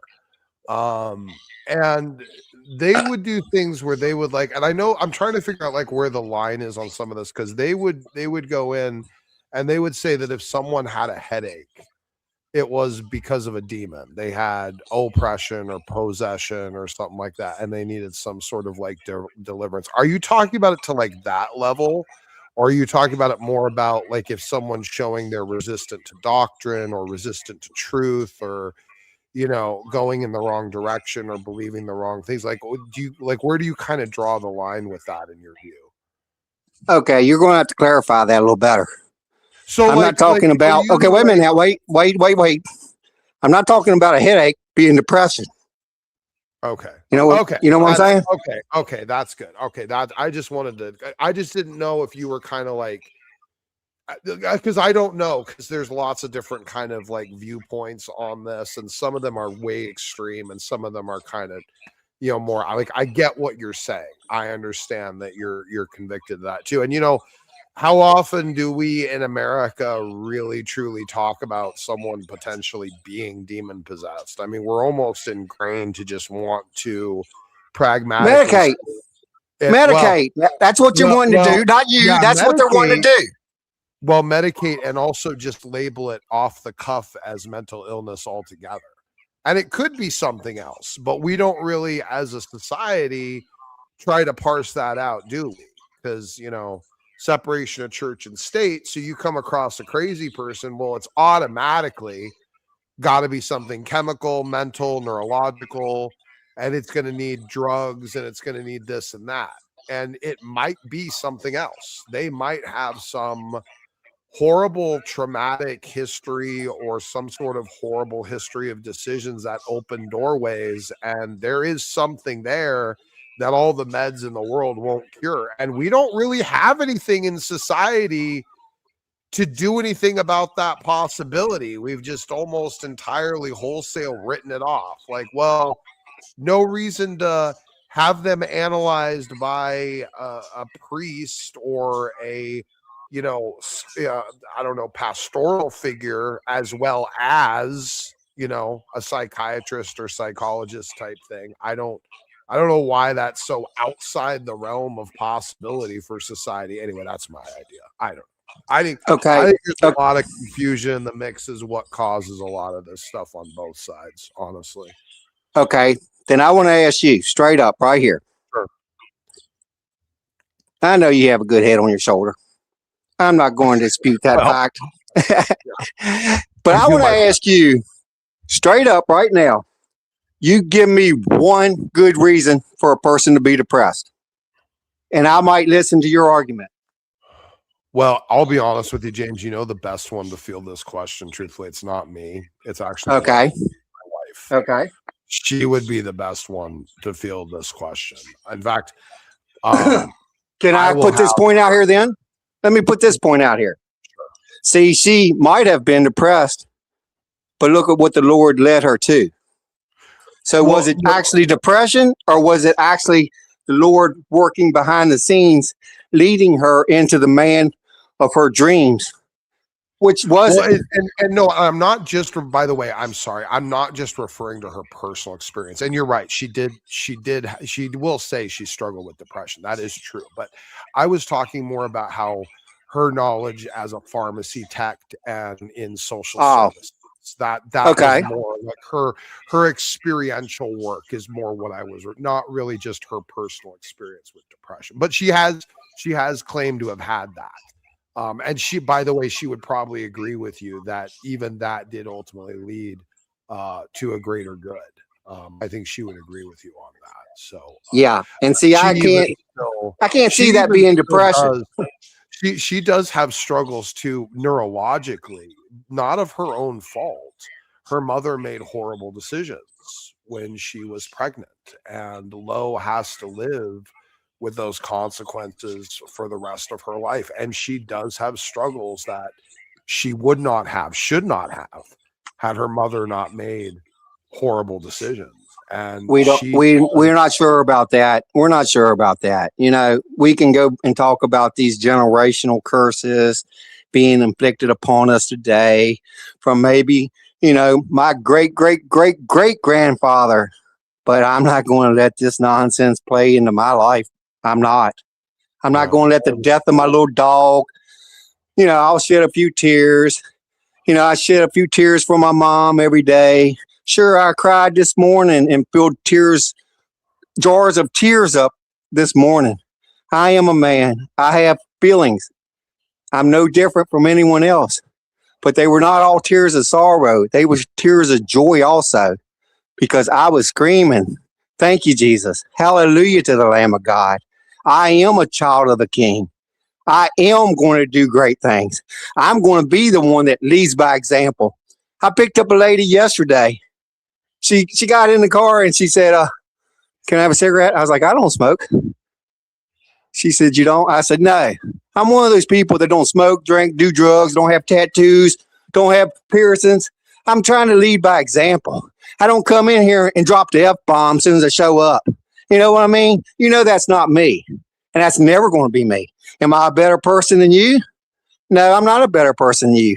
I'm my person. I'm my person. I have to answer for God. I have to answer to God. And what I'm saying is I want to lead by example. I want to be out here drunk, messed up on dope, crying, telling everybody how I'm so depressed. I don't have any hope. I lost my job. You know, it was a good job. I was making 6 figures a year, but it's gone now. So now I've just turned to drugs and alcohol and serving the devil. Nah, you're not going to hear that kind of nonsense from me. You're not. Does that make me a better person than anybody else? No, it doesn't, Smokey. It makes me human. And I talked with Isaac like I have a lot of people. I don't mind talking with anyone, except these children of the devil who are trying to teach you can apostatize and worship the devil and still be counted righteous on that great day. Charles Jennings, the heretic scholar, the little pod team, all you demonics, little Matthew, 77, and Clucker, all you little devils who's doing this, prepare for the lake or start practicing what you preach. They didn't have nothing to say in the side chat the other night when I was calling them all out about it. I don't know if it was here or on Dave's, but that's what they do. And they are nothing more than demonically possessed children of the devil. Yeah, the demonically possessed, the children of the devil, they will suffer in the lake of fire forever. Oh, Sparkle. Well, it's all fun and games now. Wait till the first lick of the flames. It's So, all you fun know, and games. Wait till the first lick of the flames. How about that? I make a rhyme every time. Can I clarify something, James? Yeah, You go believe ahead. that Talk to me. Do you believe that everybody that is depressed are demon possessed? Yeah, it's a form of oppression or demonic Everybody? possession. Yes, sir. Wow. Yes, sir. Cool. Did you hear what I said? I said, yes, sir. I even talked to you with respect. Wow. Woo! Wow! Yeah. Cuckoo-diddle-diddle-diddle-da. Yeah, bro. Fro.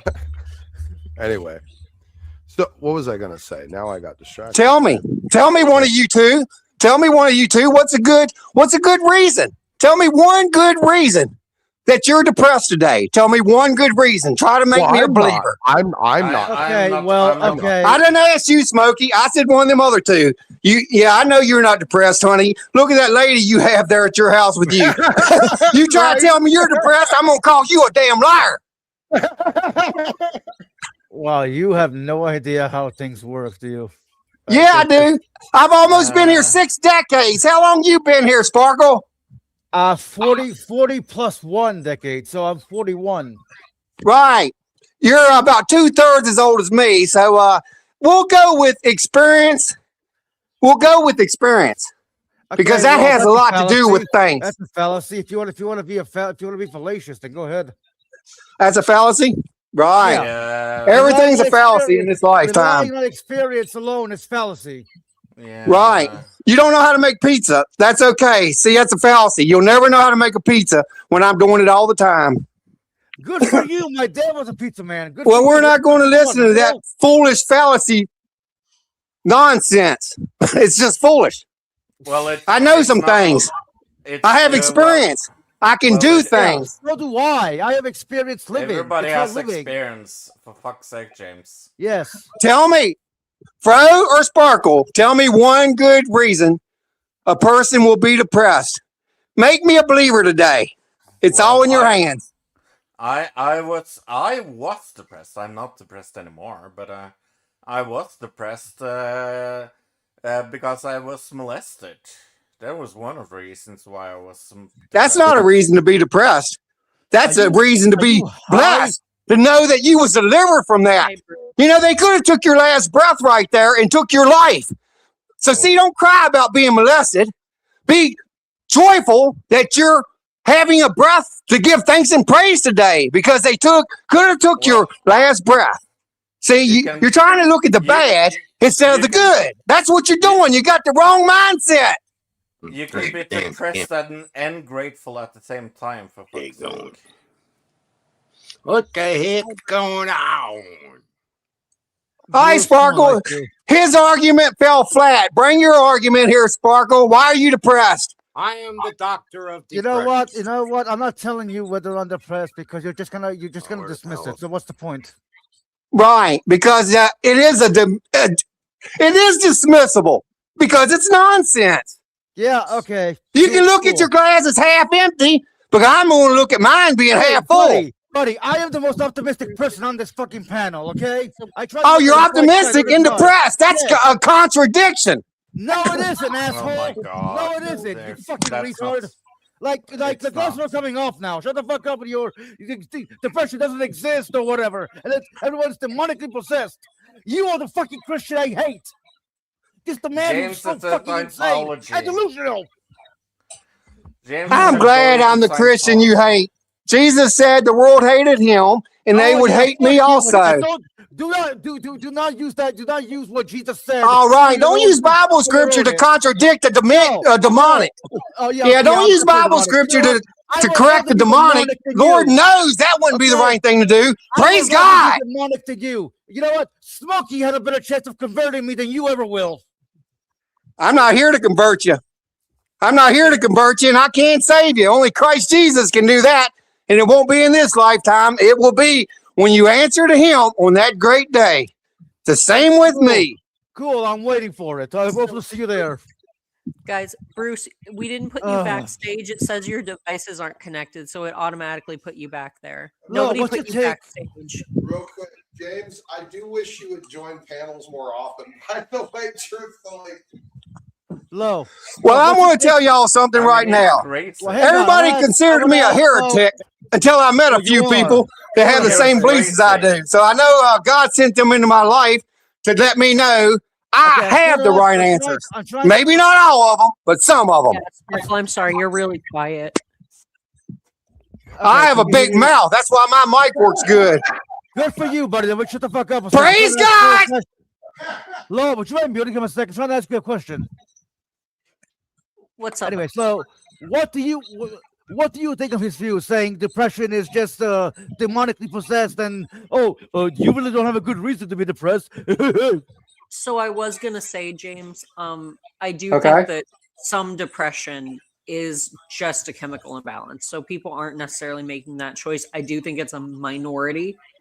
But I do think some of it is biochemical. It's the same with any other like disorder. So like people, like a really good example is people with borderline personality disorder. They have physical differences in their brains. So it's the same as having diabetes. Like there's no good reason for someone to have diabetes. It's just something they're physically experiencing.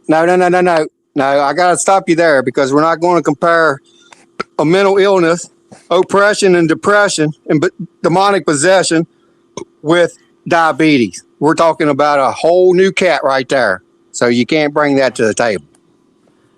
She can't have both of them. Go ahead, Flo. Sorry. In diabetes, your pancreas doesn't work. With something like borderline personality disorder, the person's amygdala is physically smaller. So it is a physical condition. Who is that? That's Bruce. No, Dr. Depression. Yes, that's Bruce. Oh, no, Bruce. No, yes, but he had another device connected. It just wasn't working. Okay. So there are conditions where we can physically see there's something like literally wrong with your brain structurally that's causing. Who's to say it's something wrong with your brain because you're made different than everyone else? We're all made different. Correct? Oh, absolutely, and I agree with you on that. Okay. I have every counter argument, sweetie. I didn't get this old by being stupid. No, I'm not saying. But James doesn't believe in clinical depression. No, I don't, because they're practicing medicine. Their certificate hanging on the wall shows they're practicing. I'm not practicing on making pizza. I know how to do it. Are you a flat earther as well, by any chance? Do what now? Are you a flat earther as well, by any chance? Oh, let me explain this nicely. Hell to the no. Yeah. Okay, James, so you just have one stupid conspiracy theory you believe in. At least. Hey, one's better than none, if that's what you want to say. All right, Lo, I don't want to interrupt you. I want to hear your point of view because what happened to you led you to the best thing in your life. And if you want to try to say something about it was depression, you're wrong. No. God is using each and every one of us in his own way. We are nothing more but clay in his hands. We're all broken. I can tell you story after story after story that would make you cry, and maybe you would be depressed after hearing some of my stories. But did that make me weaker? No, it didn't. It made me stronger. That's what I'm trying to tell you people. Weaker? What the fuck? Depression is a weakness. It is a weakness. It is a weakness. Whether you want to accept it or not, it's a weakness. It can be turned into strength. All right, then turn into strength, then you'll realize that it never was a depression. Fucking God. You can cry out to God all you want, but you ought to be asking him to help take away those sins that you have. James, I am so glad my life path did not lead me to become like you. Well, that's wonderful. That's wonderful. You have a really wonderful testimony. Why don't you tell us more about it? Why would I? Or I guess why? Right, because we all know you've been demonically possessed. That's why. Definitely, dude. I'm an atheist. I'm definitely demonically possessed. You're exactly right. That's the testimony you have to share with us. Who's that going to lead to Christ Jesus or win a soul for Christ? I'm Who? dangerous. I am dangerous. Oh, you're not dangerous to someone like me because I have the sword of the word. I have the word of God. You're not dangerous at all to me. You're nothing more than a little depraved child of the devil. I love being the child of the devil. That's wonderful. You should enjoy it now because eternity will be forever. Something your Peabody brain cannot even understand nor comprehend. Oh yeah, you're like 300,000 IQ over here, James. Get the fuck up and sit down. Holy shit. Hey, what's happening, Sparkle? I was wondering, James, could I ask you a few things? How about I'm going to tell you no because he who asks questions controls the narrative. And you're not jumping in here controlling the narrative. How about that? No, how about that, Bruce? How about that, Brucifer? You're not jumping in here to control the narrative when I'm talking. So sit down and listen to what I say. Yeah, listen to what I'm saying. Pay attention and you'll learn something. Yeah, you can't learn when you're running your mouth. So listen to what I have to say so you can learn. I've got Praise God. 2.0. Can you cast the demons out of these people you say? Holy moly. You have that power? My little piggy. 2.0. Yeah, definitely. Do you have the power to cast demons out of people that are possessed? When someone wants to sit around the internet eating cigarette butts and cigarettes, well, no, they have nothing to add to any edification to someone who is wanting to learn about the Word of God. How about that? If you're going to accuse people of being right. I've done sat here and listened to you demonics for years and years before I ever said one word. How about I talk and you listen? You make nothing more than a fool of yourself to show everyone you're a twofold child of the devil. Praise God. That's how he believes Jesus wants him to be. Is What in the talking and world? You're not talking even and making any talking rather sense, than, buddy. actually helping people. So let me just bring this to your thought. So you're talking about that these people need demons cast out and such. Now, if you go into a psych ward, you should be able to straighten a lot of those people out. Then they wouldn't need their meds. Now, why doesn't that work? I've never seen anybody pull this off. How come? Where's your power? I'm not saying God can't do it. I'm just saying, but why? Why don't people with these abilities and this power just walk into a psych ward and just send everybody home? That would be great, wouldn't it? Oh yeah, it would definitely be great. It would definitely be great if there was somebody out there that could actually heal these things. Well, that's my point. And and I don't mind people believing in it, but when you're going to condemn people and beat the shit out of them and they're struggling and they're hurting, it's only making things worse. It's only hurting them. You're only hurting. Thank God he left. Isaac, hold on, sorry. Brandon Irish 2.0. My goodness, poor guy. He sure worked out. What? Yeah, I would say that we know something is a problem when it's negatively affecting someone's life. Like, I think we can claim that any difference. When people have to scream like that low to make their point, becoming a negative issue. When people have to scream like that to make their point, there's something. What's up, Fro? I can't hear you. You're a little quiet. I said when people are screaming to make their point, that is the problem. I mean, I like to scream too, but it gets a little. Yeah, but but you don't get there. That's something else. Yeah, it takes a while for you to get there. You don't scream right out of the gate. No, would anyone like a cigarette? No. It's a little. It's a little. What are they, menthols, Bruce? No, but it's a little chewed on. No, thank you. It's just a little bit chewed up, a little chewed on. Jesus. Yeah, no. Okay. Sorry. I'm gonna go chew myself up another cigarette. I'll be back. Bruce, I don't know. Life's funny. What can be funny? Make us cry and then it's funny. Oh, what a mess. That sounds like a bipolar asshole. He was going after Chef and Nikki. What was I think yesterday or the other day, and he was either in your chat or Dave's. And I was like, such a troll. He's such a troll. He's a troll. Shows us supposed to be funny. Anyways, Yes, Vekkel. Did you not know that Bruce was black? I thought that was everybody knows that.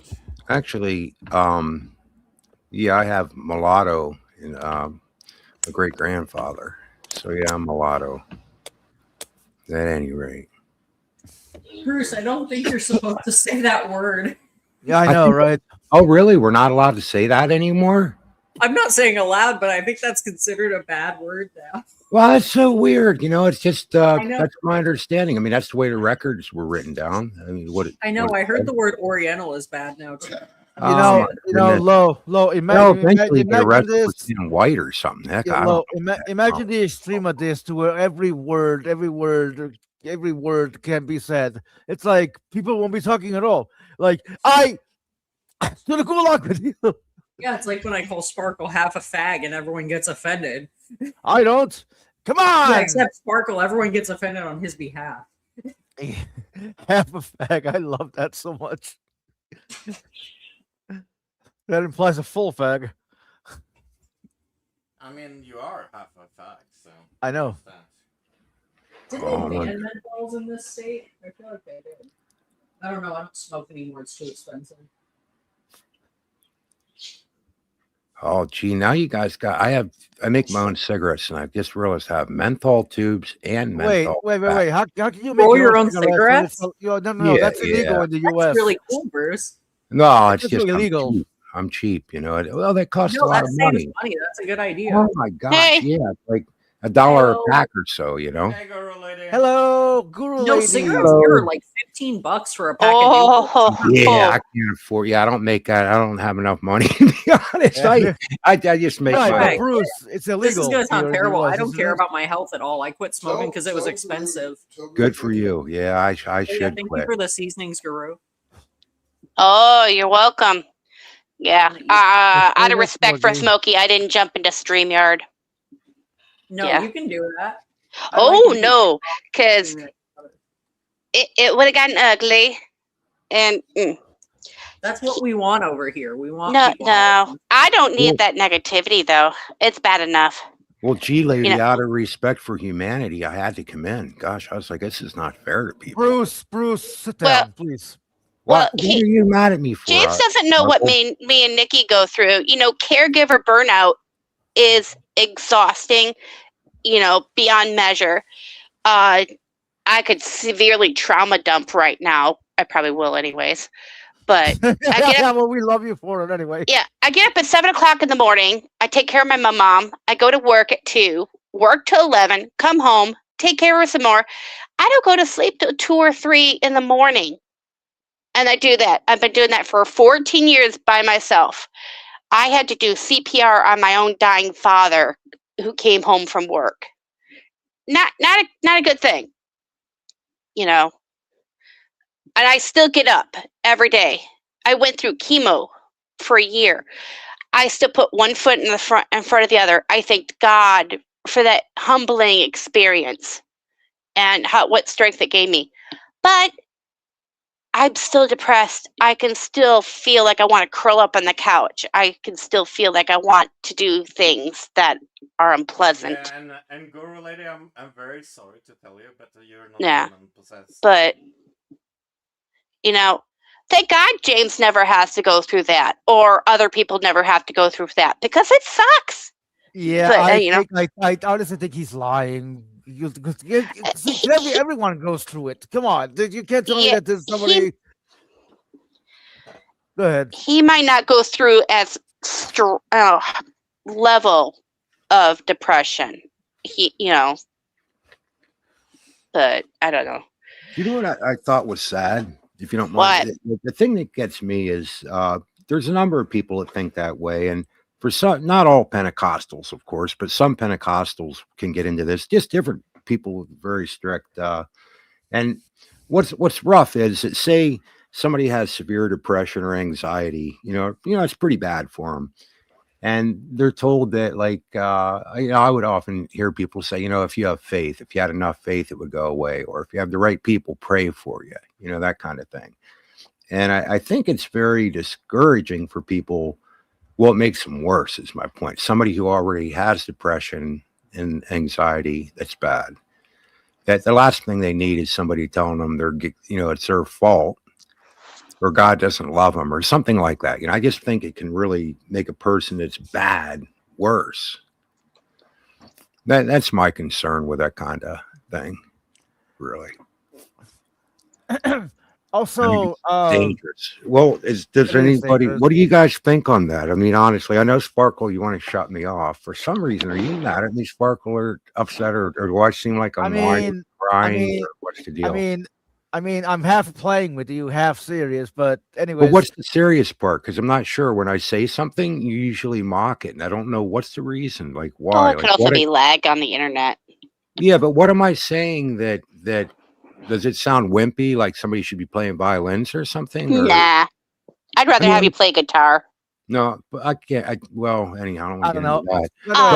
No, that'd be Sparkle, cool. I am now. My hands are screwed up, but my Sparkle. Honestly, what do you think of what I said? I mean, do you believe it's true that it can take somebody that's already really screwed up, that has a Christian belief system, and they can't get better? They're getting worse. I mean, here's the beautiful thing here's the beautiful thing, Bruce, is that someone who's more messed up than you can help you through your own. Like, it can be like, hey, you know what? I guess Sparkle. Okay, you gotta let me finish or not? Sparkle, well, hold on a minute. Wait, right, wait a whatever. minute. What have I done to you? What have I done to you ever? Tell me, like, what do you feel? No, be honest with me. Don't play games. Like, what is up? Why are you doing this? What have I done to hurt you? Bruce, you did nothing. Stop being so fucking sensitive about it. I'm just joking. Well, I can't tell you're joking. I mean, maybe if it was a little more. I'm sorry. I thought you were serious. Okay, whatever. I think the humor is falling on deaf ears. Yeah, I mean, he's not getting it. Right. I'm being real serious because I feel that when I hear people, there's a few people online that do this stuff, and people take it seriously. Like, seriously, depression and anxiety is not a joke. No, it's not. When people are going through that, and somebody might actually believe people like this and say, wow, you're right. I need to get those demons out, or they take it personally because they feel their faith isn't strong enough, and that's why the devils they got devils, and that's in my opinion, that's a very serious problem. Bruce, by the way, one of your favorite fans is here. Beckel, is there anything you wanted to say to him directly, or you want me to invite him in the room? Well, he can come in. Yeah, I mean, I'm not gonna. I mean, is there anything you want? No, I was just asking if there's something you wanted to address time right now. Yeah, there's nothing wrong with smoking menthol. That's all. I don't care. I just, Beckel and I don't know. We've had some major disagreements on. Well, maybe see if you can come to the meeting of the minds another, on something. Maybe you guys can come to the meeting of the minds on something. Maybe I think that I guess my. Why don't you come on in, Beckel? Give it a shot. All I've been really trying to say to him is, when something's right, don't justify it. I mean, something's wrong. Don't try to justify it and say, it's okay, man. It's just this. It's just like, no. And I'd rather not get into that on your channel. But he knows what I'm talking about. Wrong's wrong. Well, Bond says he has nothing against you any longer. So James is still running his mouth in the side chat. That was interesting. That he revealed something. That was interesting. Well, hey, baby. So Beckel, if you want to come in, click on the link. Maybe you and Bruce can have a meeting of the minds on stuff. I think there's been offense and stuff there, and I'm sure probably some rational minds could prevail with some of that. I think what the issue is. I don't think I'll know if you're playing dumb about it, Beckel. But I think you should be willing to come in and talk to Bruce about it. If you're able to. I don't know. He might be at work. It's possible. Yeah. I'll talk. Good to see you though, Bruce. Thanks for stopping in.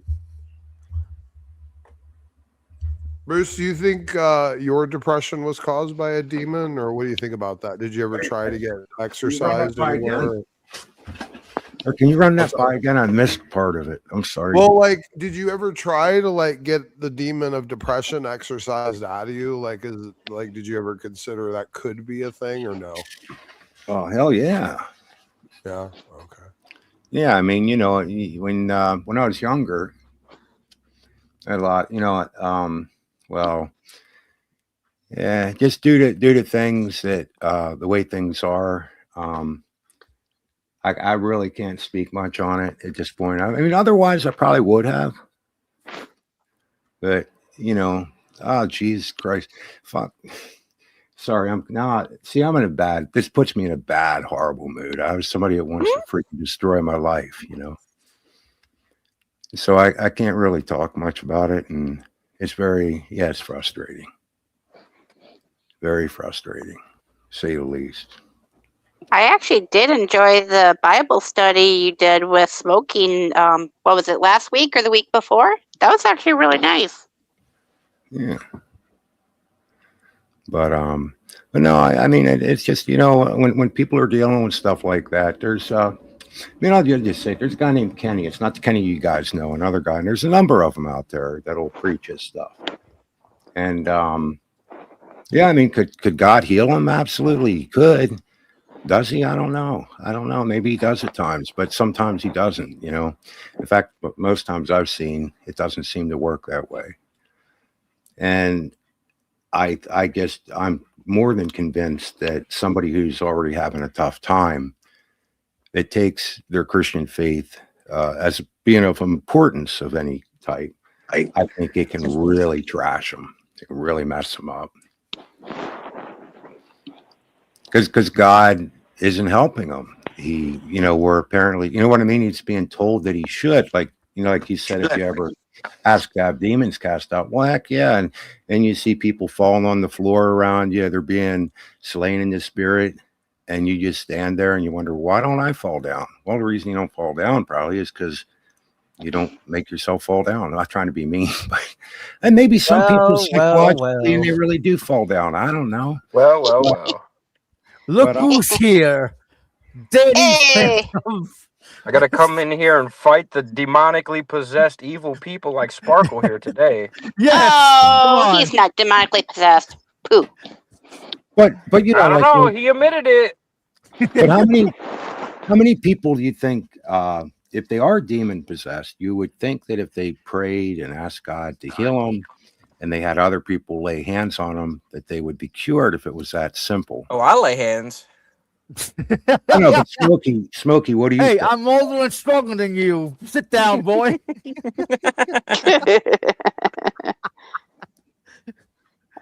I got a few minutes. I've been around very few people, but they were like demonically possessed. And you do remember that. I mean, it's one thing to be whispered at, but to have a demon riding your shoulders, that is a whole new ball game right there. And you call on Jesus and just to protect you. You have your gospel armor on you. Because I don't know. I don't know. Some people just love that, though. Well, my question: how would you know whether someone's just demonically possessed or just they became feral? Like, I don't know. No, demons. You just get the waves of negativity, of absolute hatred coming off of them. Yeah, no, I accept that. I just don't think it's demonic possession. It's just nature. No. Evil definitely does exist. If good exists, evil has to exist. So, if you believe there's good in the world, there's got to be evil. I mean, Max. Let's say there are no moral ages. The universe is empty. There's nothing living. Does good and evil still exist? Yes. Just may not be active. Well, balance. In order to have light, you have to have darkness. In order to have good, you have to have evil. Well, so just because it's not manifesting doesn't mean it's not there. I do believe in the balance that light and dark, the light and darkness. Whether that's good and evil, that's based on our own. Yeah, I guess it just depends on your definition of evil. I mean, the Christian worldview is like devils and demons and stuff like that. But even if you're not a Christian, that there's still evil out there. Just depends on how you Well, yeah. define Oh it. no, I don't disagree that there are people who do bad things. That's Like, I just the mean, way. look at like a Ted Bundy. Like, we consider him like just pure evil. He has no good in him. So you could argue he's demonically possessed. Well, I mean, he's human like the rest of us. I fully Well, hold to that yeah. statement. Like whether he could be redeemed or not or atone for his sins. I know, poor choice of words on my part, but you get the point. You Well, know I what I mean, mean? I It do has believe to. that he could repent. I just don't see that ever happening. Wait, who are Oh you well, saying as possessed? Like Ted Bundy or like a serial killer or Oh, something I like see that. what you're saying. Yeah, I don't know what's. There are just some Jeffrey people you Dahmer. look at and you're like, they're not normal humans. You know? I mean, I'm not a normal human, but in a good way. Yeah. no, I was saying God you're made not a us all normal human. unique.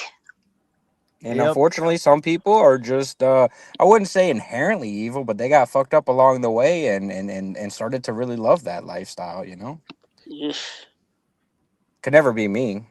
I have too much of a conscience to do anything bad intentionally. Yeah. Not Okay, just James, that's interesting. I didn't know that. But look, I think everyone on this panel agrees that the medications they give can cause really nasty side effects, but that doesn't that's Oh mean true. yeah. that depression doesn't exist. Yeah, I mean, There's people, I just think depression is misunderstood by some individuals because it looks different and it manifests different for other people. Some people go through a season of depression for a couple of months, some people it's years. And like, depending on what caused it, it can be difficult to overcome. But to a point, James is kind of right, though. Like, if you focus on the negative, you're going to remain in the negative. And if you focus on the positive, Oh yeah, no, he's eventually right it'll about lift you that. up. Just Like, yeah, he's right about that. have you guys ever seen somebody that was so depressed that they just sit and stare, and it's like you can barely even get a response from them? Yeah, that used to be me. Like after my divorce and stuff like that, I just kind of like was different after that. Well, what I mean is somebody like you go up and you try to talk with a person, or you see a doctor or nurse or whatever, Mhm. try to talk, and the person doesn't respond. They just stare at the ground, kind of. They're There's just, a and I there's a mean, they're clinical term for that. It's called catatonia. right. And what's Yeah. interesting is that years ago it was probably abused. You could argue it's still abused, but like electric shock therapy, whatever it is, they'll Yeah. give them, okay, they'll give them some of that, certain medications, whatever. And all of a sudden, the person starts coming around. Yeah, Well, electroconvulsive therapy. No one's going to like my position on this, but electroconvulsive therapy is actually a really effective treatment when used properly for treatment-resistant right, depression. right. And when you see it Wow, happen, Not for Lo. schizophrenia or any right, of the crazy things. And it's not like you see in movies where they're like putting a sock in your mouth and zapping you with a like lightning or something. Like it's a controlled procedure and it's very low voltage. yeah, I it's just very call up different. I just call up Zeus for my But electric shock treatment. Yeah. He just well, sends but lightning bolts. regardless, on a serious note, when you see that happen to someone, you see a number of people straighten out from it, or get better. Well, at that point, I think to me it should be clear that you imagine what would happen if you told that person that, hey, if you would have just had faith, man, if you would have just believed like this, you would have been better. Like I think that just makes a person worse, especially if they have faith, especially if they believe. I think it makes them worse.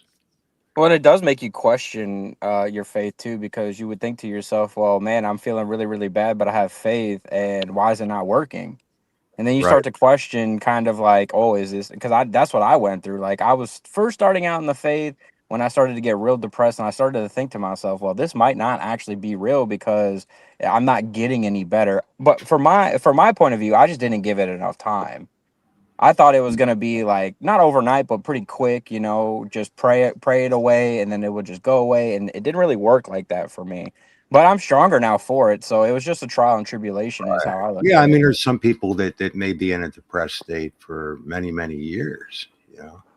Because Elijah, I'm pretty sure was I mean, they didn't say the word depressed, but he definitely went through some struggles and trials and tribulations. It just depends on your definition of depression, because some people just think it's just a general sadness, but for others it's a real life-changing event.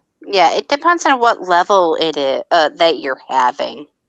I mean, some days it's just a blah feeling. Other days, all I want to do is just like cover myself up and curl up on the couch. Yeah. But I still get up. And there's some people who just want to die. Yeah. Oh yeah. When I was a teenager. Yeah, I mean, I'm very dramatic, and I say that a lot. Like, man, it'd be easier for me to just go to the other side. But I don't actually ever want to do that because I have a lot of people that depend and care about me and stuff like that too. So it's just a matter of perspective, really. Because if you're depressed and you focus on it, then it's gonna remain. But if you go work out or go walk around in the park, get out in nature, get it in the sun, go tanning a little bit. You just gotta learn how to love yourself really before you could get better. Yeah, and I love myself a lot. Yeah, we know. Every night you love yourself. Not that way. Oh. Good Lord. Yeah, but people have Thanks for different not coping needed. mechanisms too, and that's really important because I use humor and comedy and stuff to make me laugh to help me deal with it. And some people just don't have good coping strategies, really. Nope. Faith is definitely important in my opinion, but of course, because I'm a Christian, I think that. But even if you're not, there are still ways that you can kind of rewire your brain and focus on the positive. It's almost impossible for some people to do, but if you just get around the right people that are encouraging and supportive and helpful and who really understand what it's like to go through it, then I feel like everyone can overcome depression. It's just more difficult for others than it is for someone who doesn't really have that. And it's different for neurotypical people versus neurodivergent people too, because we just have different brains wired differently too. So it's all a personal thing, really. Just depends on how you deal with it. It would seem to me that there's some things. So as far as different people that we don't really know. I mean, as far as how this all works, I mean, yeah, like for example, like a mother who loses their child, they're gonna go through a severe bout of depression, or at least I would hope so, if they really cared about that child, and that could be an event that lingers for the rest of your life. Even if you do get better, it's still in the back of your mind, like, oh, I really wish I had my child back, et cetera, et cetera. So, trauma is a real thing and can do real damage to people. Yeah, you want to know? You want to know the interesting thing about trauma? I can actually push you to become better. I love Batman. He lost his parents at 8, and what did he do? He kicked ass. No, honestly, that's what happened to me. Like, kind of like what James was saying earlier. You could come out stronger for it, and I absolutely came out stronger for it. Now I have better coping strategies. Post-traumatic growth. I think you're 100% right. I mean, obviously, trials and tribulations, thinking and that kind of thing really does help in your environment you put yourself in and around, and like sometimes you even gotta lie to yourself and say it's good when it's not. But then the more you think about it like that, the better it will actually become. You kind of like gaslight yourself into believing it's good until it's good sometimes. Right. But the only thing not the only thing, but I think there's different degrees, different reasons and things that even medically they don't really understand, at this point. I think especially with the human brain, we're learning new stuff every day. Right. And so what I was going to get at is when you meet people with bipolar, that kind of thing, and severe, I mean, I don't think it's something that that everybody can just talk themselves out of, or just start, they might be able to, but I think there's some people that just can't do that. That there's something wrong, that genetically or came about through their environment, whatever happened. I don't know. And I also tend to think that with depression too, I've been dealing with it my whole life, so I tend to figure that it's almost God-given, like a tempering. You know how it says in the Bible that, we go through the fires and to temper us, to make us stronger. I find, especially after the cancer, that is a major thing. Very humbling, and it showed me strength where I never knew I had it before. Mic drop. No, I can see that. Or you feel it, you've been able to use it to be, or you see some positives in it, I guess, and it made you stronger. Or yeah, Because I still had to work. I still had to take care of my mom. While every day I went in and got chemo and radiation treatments. I mean, even though my body was screaming for exhaustion, I lost my sense of taste. I lost my hair, etc., etc., etc. I still got up every day. And I saw women in the clinic who were way worse than me. And they were so strong. They were still fighting. Yeah. Like I said, humbling. And I still swear I wanted to go steal their ice making machine because that thing made the best ice ever.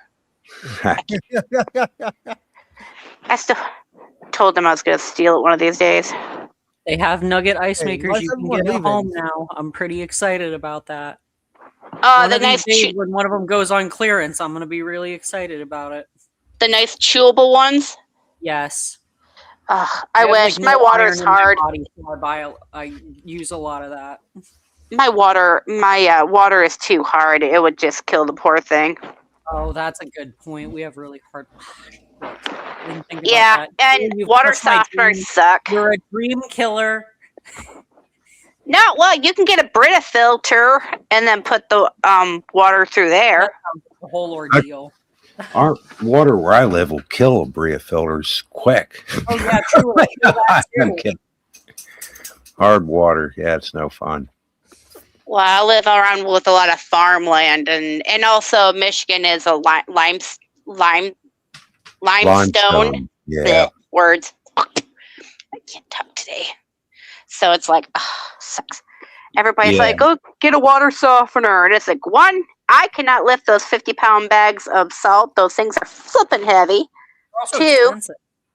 yeah, expensive. Not to mention, if you have soft water, you never can get clean. It never gets the soap off you. And it's like gross factor times 1,000. I find now that to get the soap residue off, I just rinse my hair with apple cider vinegar. Yeah, that's perfect. Yeah, that's right pH. So they say. Not just Good that. for your hair. Another really good one is just getting a clarifying shampoo. A really good one is just the Suave one. It's like $1 or something. It's all the same stuff. Every clarifying shampoo is the exact same thing. So don't get suckered into like buying like a $20 one. It's all the same thing. The Suave one at the Dollar Tree is the same as the $20 one. And that takes like all the product, all the buildup off your hair. I love the rosemary mint smell. Yeah, that one's good. I like the strawberry one too. That one's really good. Like strawberries and cream. That like takes me back to my childhood. I never got those. You lucky. I never got those. That was because we were broke, Guru. I was broke too. Poverty special. I think Mom would always buy like. I think she used to buy like the tropical flower ones. Ugh. Yeah, no, that one was horrible for your hair, but I still use it on occasion because it smells so good. You can like mix in a little bit of it with something that's not like gonna destroy your hair. So what spices have you tried out recently?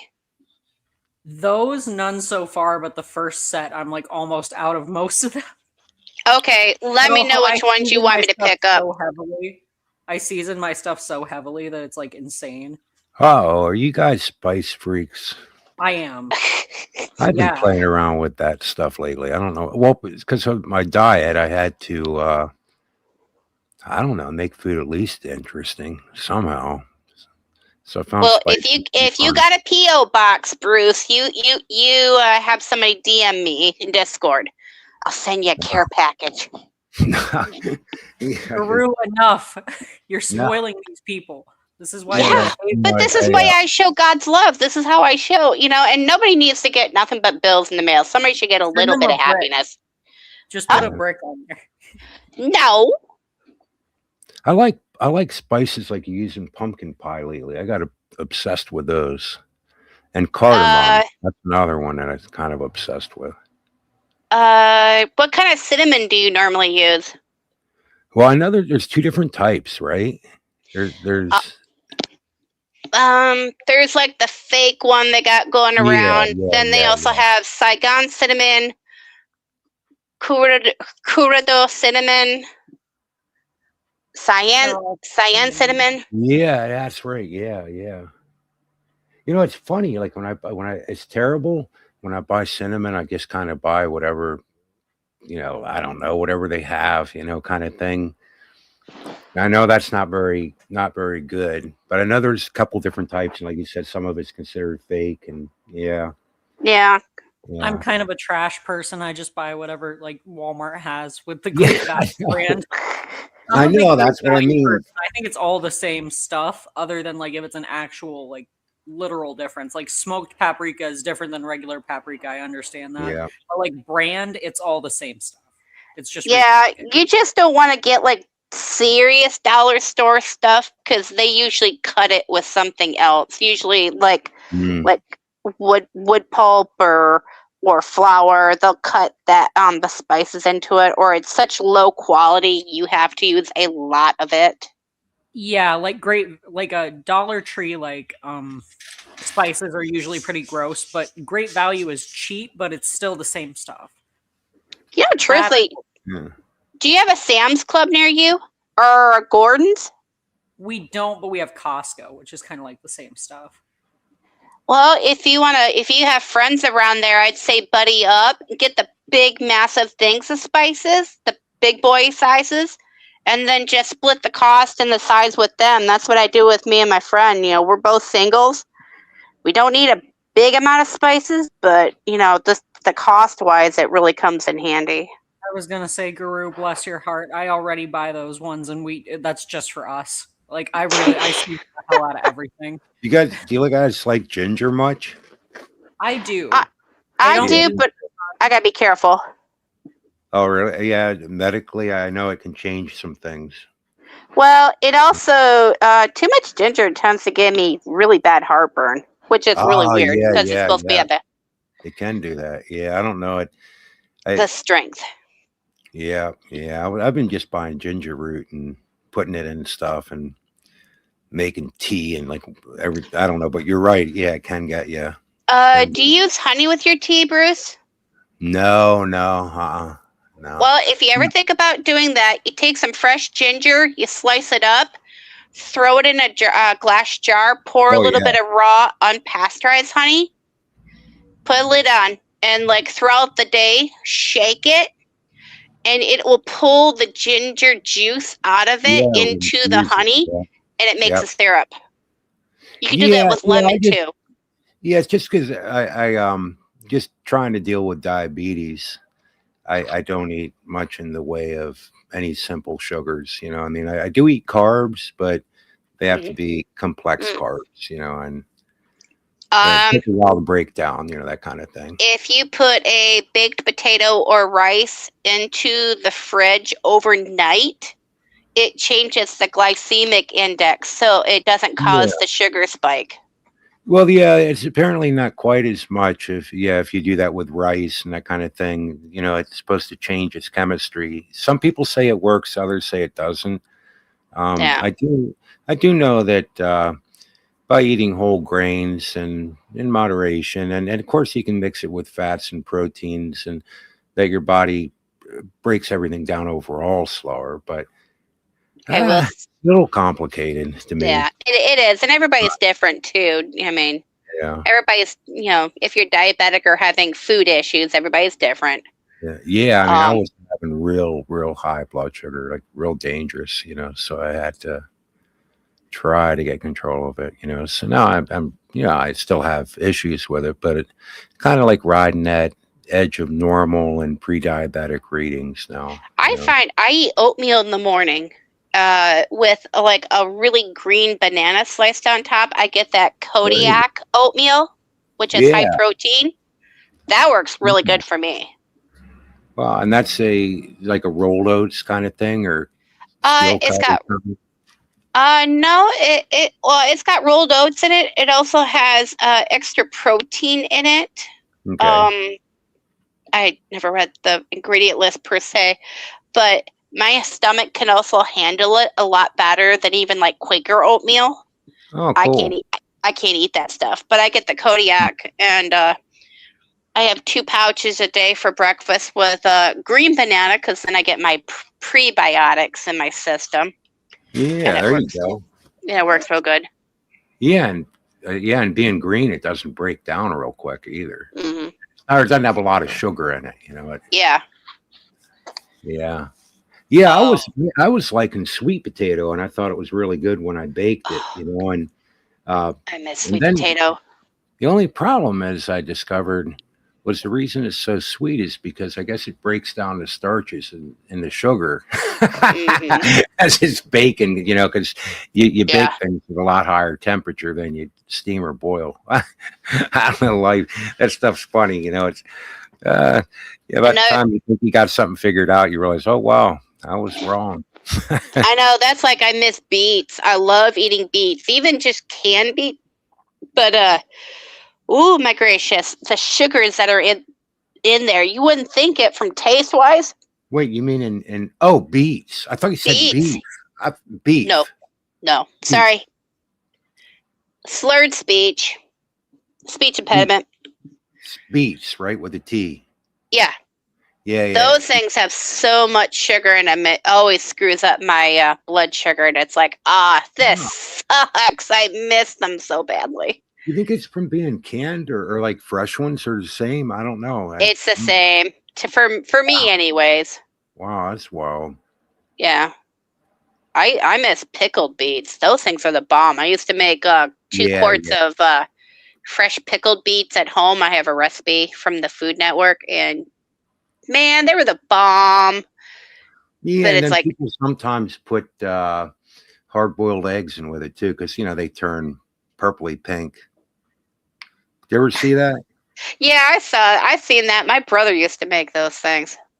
Yeah. I can never get into those. I do like a good soft-boiled egg in my ramen, though. They do make low-carb ramen now, Bruce. Mm. I seen it was in Home Goods, which is a chain of stores, and it comes in a pouch, and it's those I've never had it. shirataki noodles.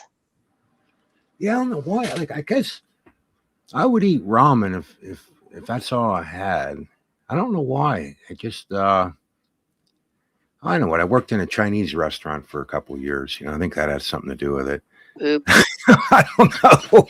That would definitely kill any fun of ramen. I feel for you.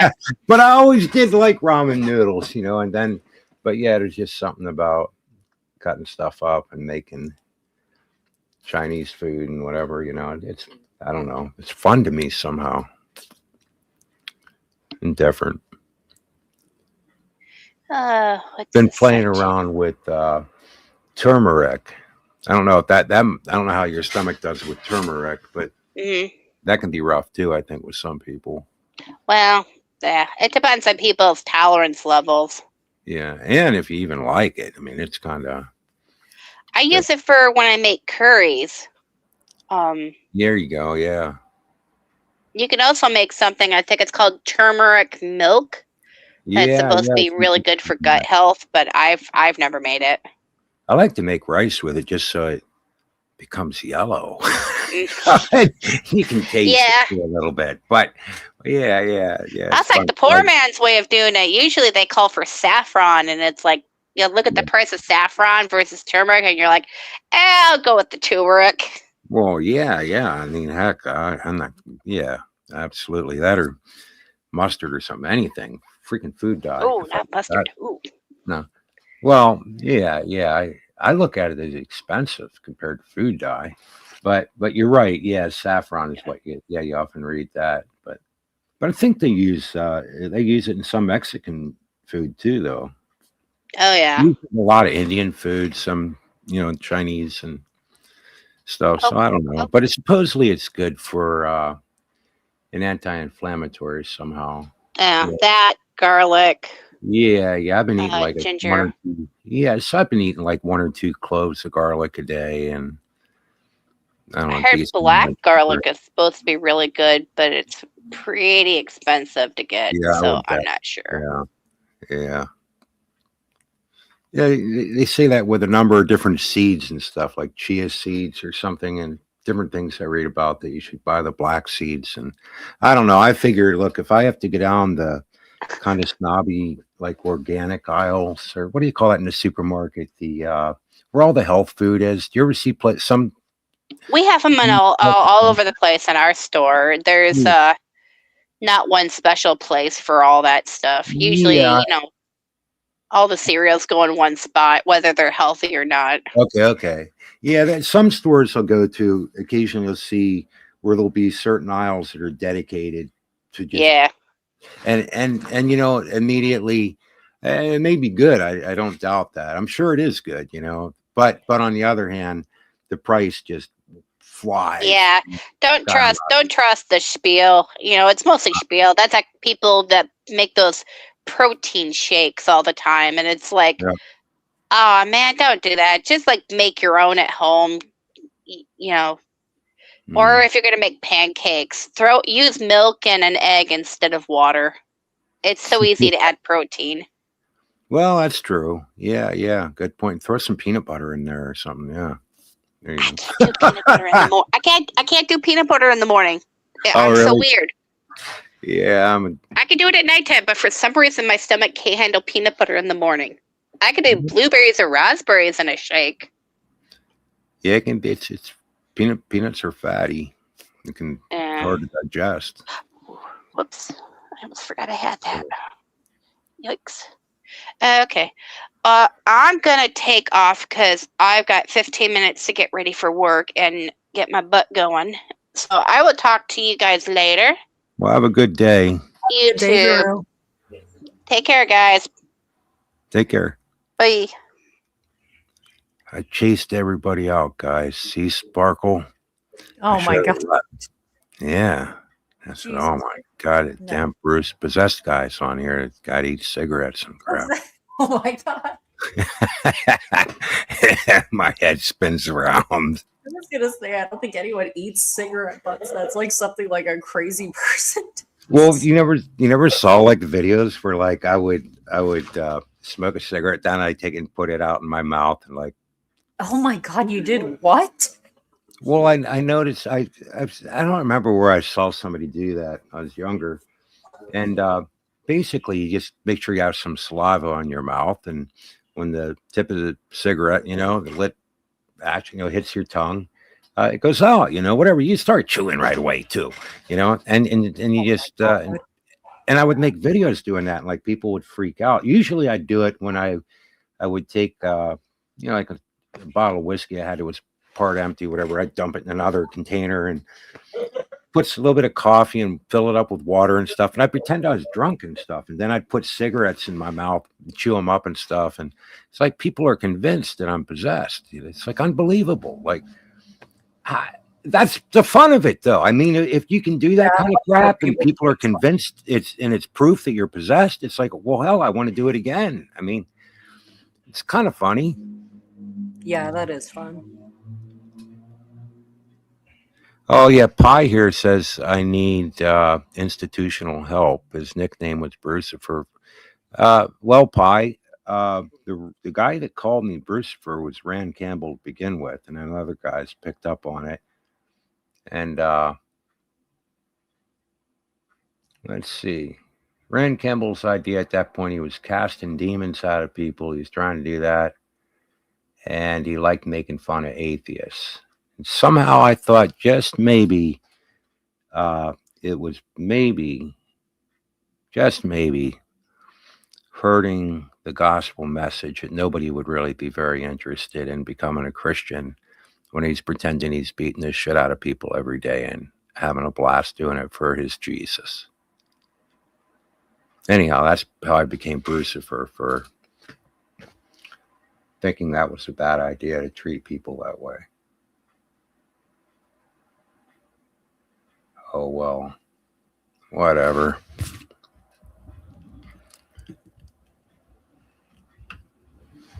And Jill likes the name Brucifer and a few others. So, call it what you want.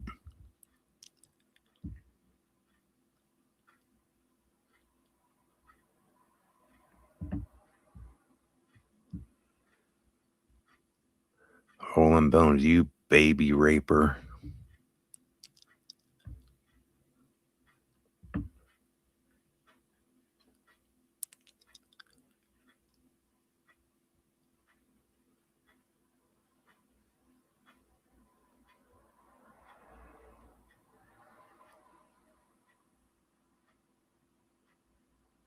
Shep.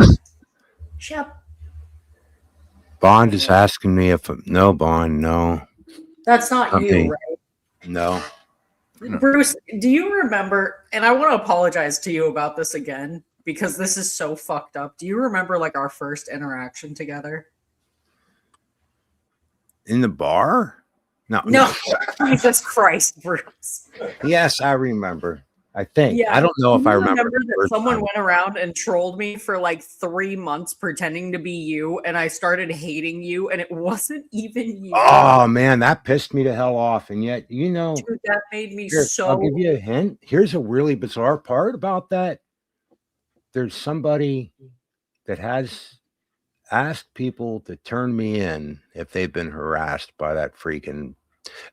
Tell me, this is the name, because I know there's been different names, different things that went on, but the one that I remember that was frustrating at the time, just because I couldn't get anybody. I mean, other ones I just couldn't do anything about, but I'd be like, hey man, bring this person up, try to get them to join the live chat, try this, try that. Look, it's obviously not me, and they'd argue with me, but it was something about Bruce or Bruce from Babylon. Bruce of Babylon.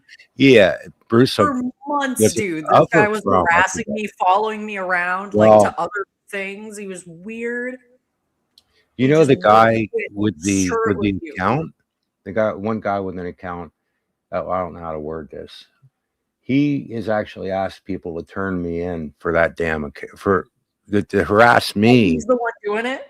Well, no, I don't know I have no idea. Well, it could be, for all I know. Hell, I mean, if he's going to accuse me, I guess I can accuse him. I don't know, though. I don't see the difference is I don't know, but people who say they're sure they know when they're wrong, that's very frustrating, especially when they're trying to fuck up. Oh, excuse me.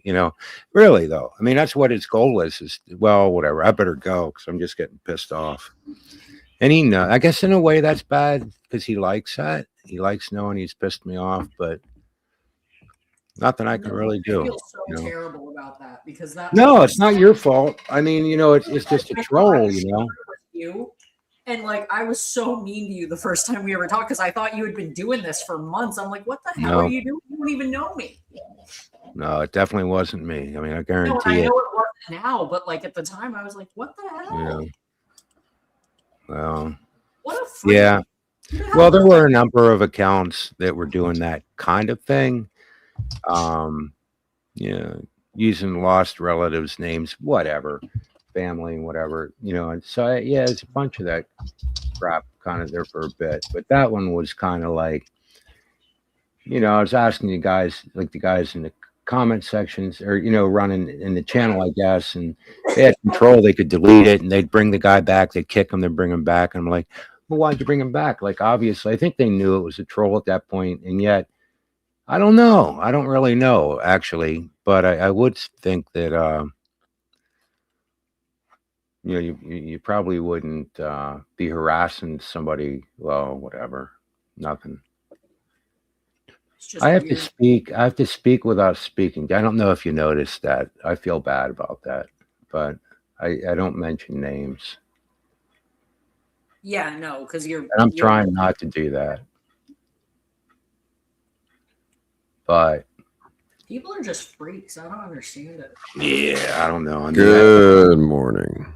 Good morning. What's going on, Dave? I just got here. There's Isaac stopped over and apologized on my channel yesterday. He also wanted to apologize to Nikki, he told me. So he wanted to apologize to your Nikki Shep for something, I think. He didn't get specific about it. But just so you know. Let me see this. Okay. Because I've got to get this off my chest. We come on here and we share a lot about ourselves. And it's not to like air our dirty laundry or anything like that. And I wanted people to take notice of what James did. He's upset my wife, not because she didn't take care of her father, but because she lost her father. She waited on him hand and foot for the decade that I've been here. She's done the same for her mother and continues to do the same for her mother. She hasn't even had real time to grieve the loss of her father. Or my sister, for that matter. Or her sister. So James is sowing discord and making opinions based on his knowledge of the Bible. His knowledge of the Bible is not wrong, as far as I can tell. But I'm not a theologian. I'm not a scholar. But I am a student of life and human beings. And what James did upset my wife, causing her to doubt herself when she shouldn't. Doubt my faith. So I'm grateful that God has put me where I am in my life, because otherwise I would not be controlled. Attack me all you want to. I don't give a fuck.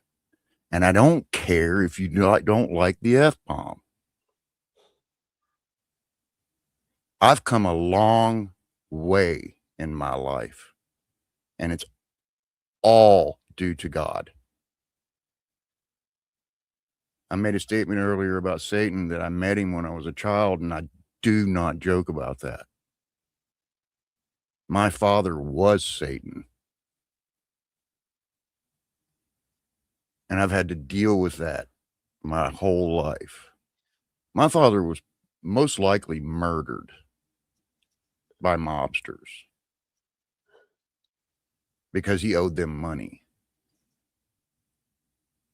Now, whether it was for drugs or horse racing, I'm not sure. Don't tell me about a hard life. I've walked the streets of the United States since I was 11 years old. And thank God, God took an interest in me. I am more than grateful for that. I've lived my life based on that gratitude. I've asked for nothing. I've demanded nothing. I've expected nothing. Expectations are premeditated resentments, somebody once told me. So your opinions, James, are your opinions, and you're entitled to them. But when you cross the line, you're going to regret it. Be grateful. God has me in his palm, and I'm not the person I used to be. It's not a threat. It's just a statement. I'm done.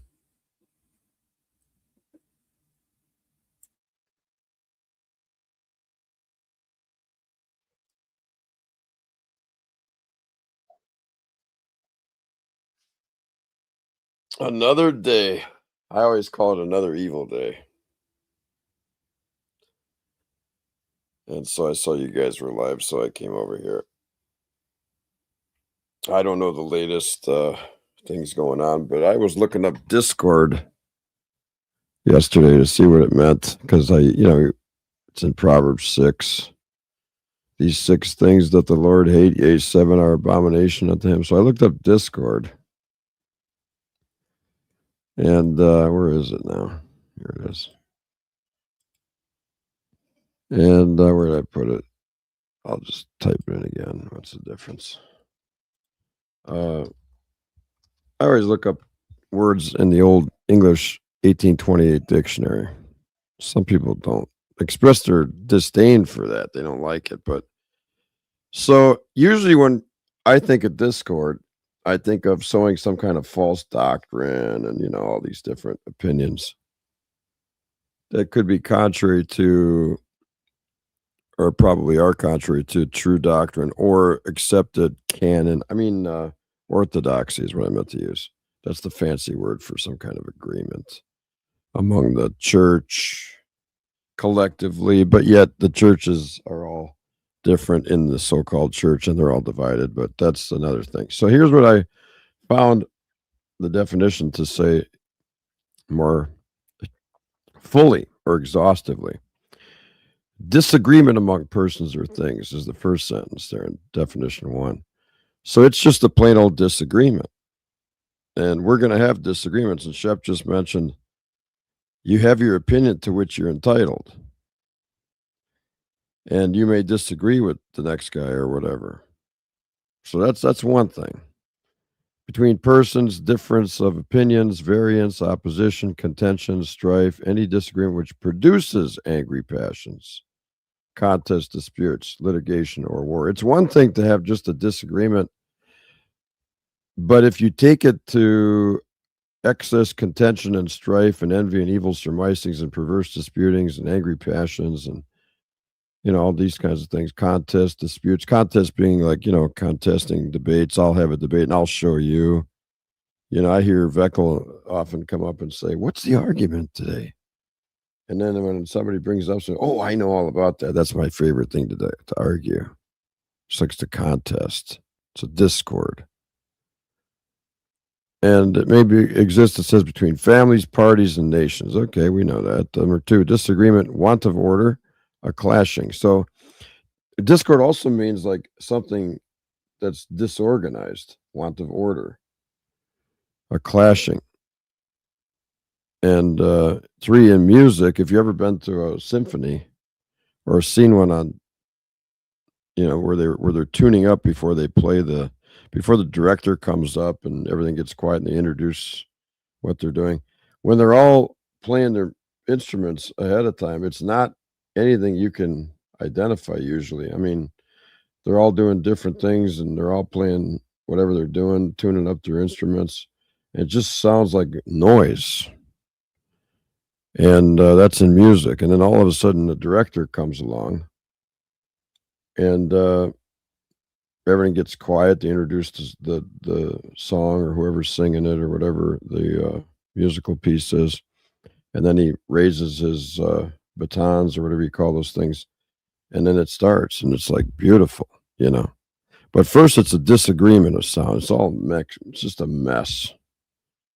Dissonance, a union of sounds which is inharmonious, grating and disagreeable to the ear, an interval whose extremes do not coalesce, and so forth. And you can get that. It's opposed to concord and harmony.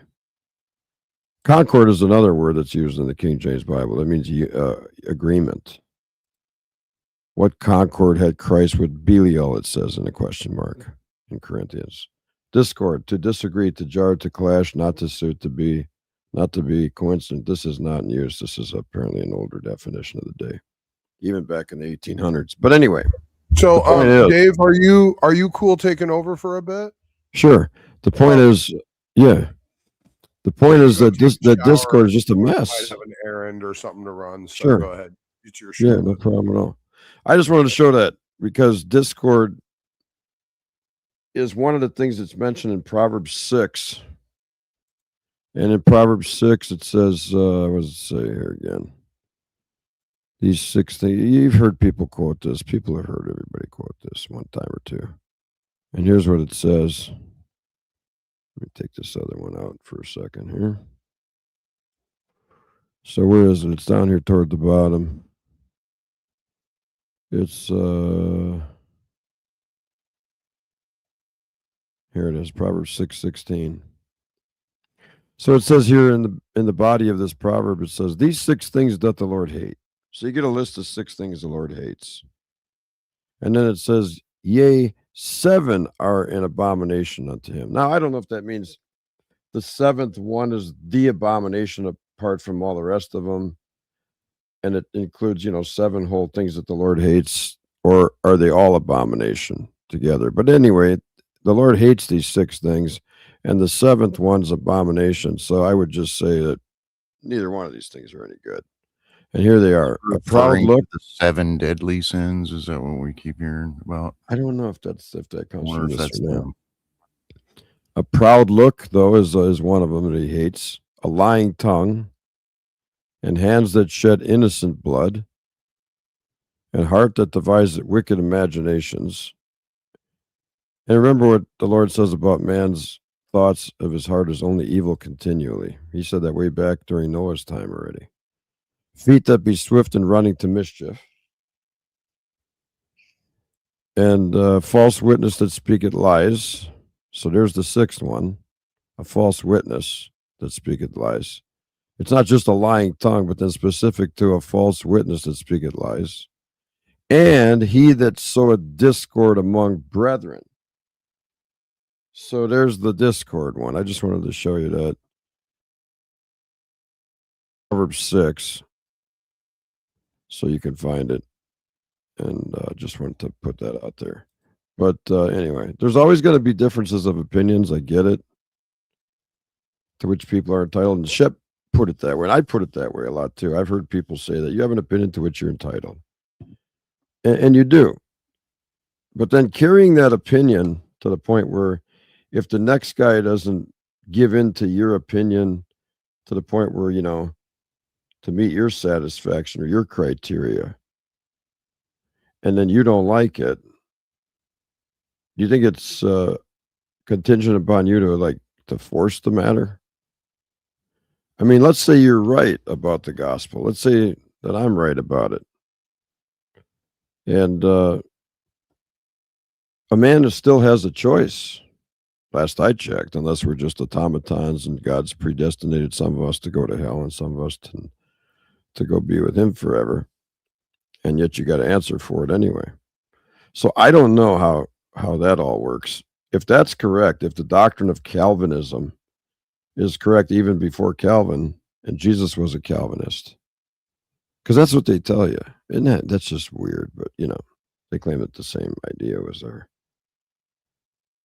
So then just eat, drink, and be merry, for tomorrow you die. I mean, don't worry about it. If you're elect to be saved, you're going to be saved, and if not, you're going to be damned. Or if you want to believe that, you're saved in the end. But everybody's got an opinion about it, right? So they want to argue with the next guy about it.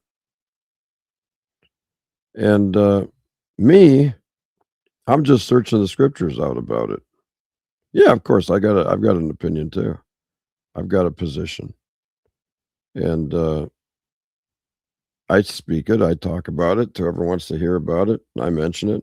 People know that I believe a certain thing often enough if you pay attention.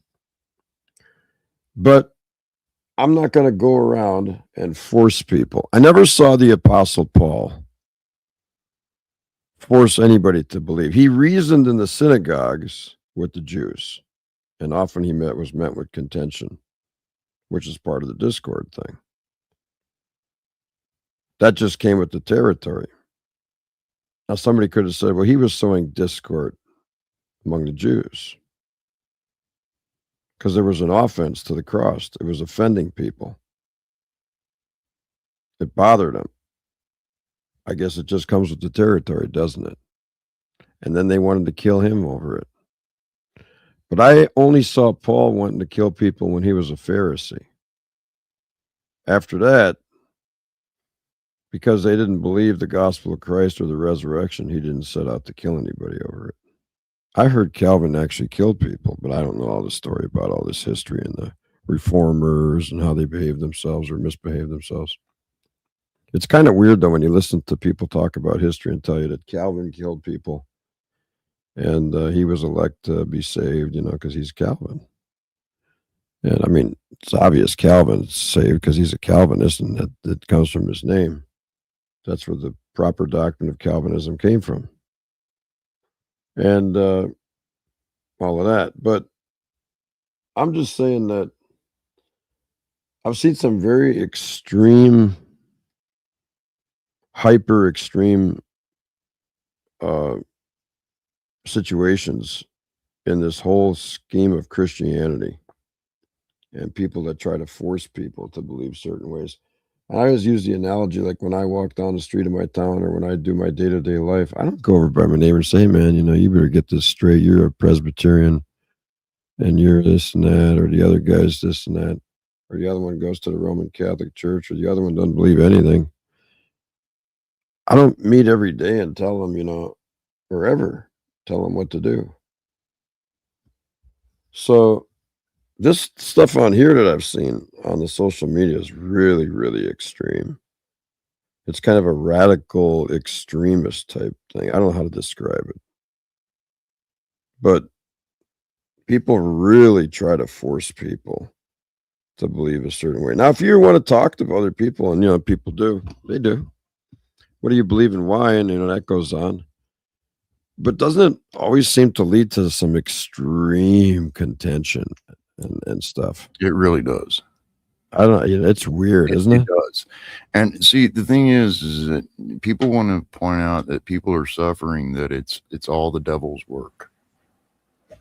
But they fail to, and they want to point out Job and all of that, that's there you go, right there. There's the cause of your suffering, the devil.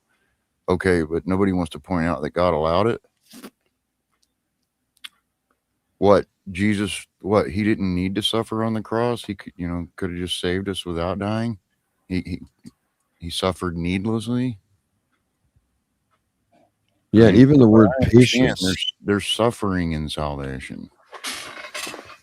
When I looked up the word patience, I was always kind of thinking that patience just meant, like you just got to learn how to handle time it might take to do something, like standing in line and waiting for an event, or at the grocery store, or at a stop sign, or in traffic jams.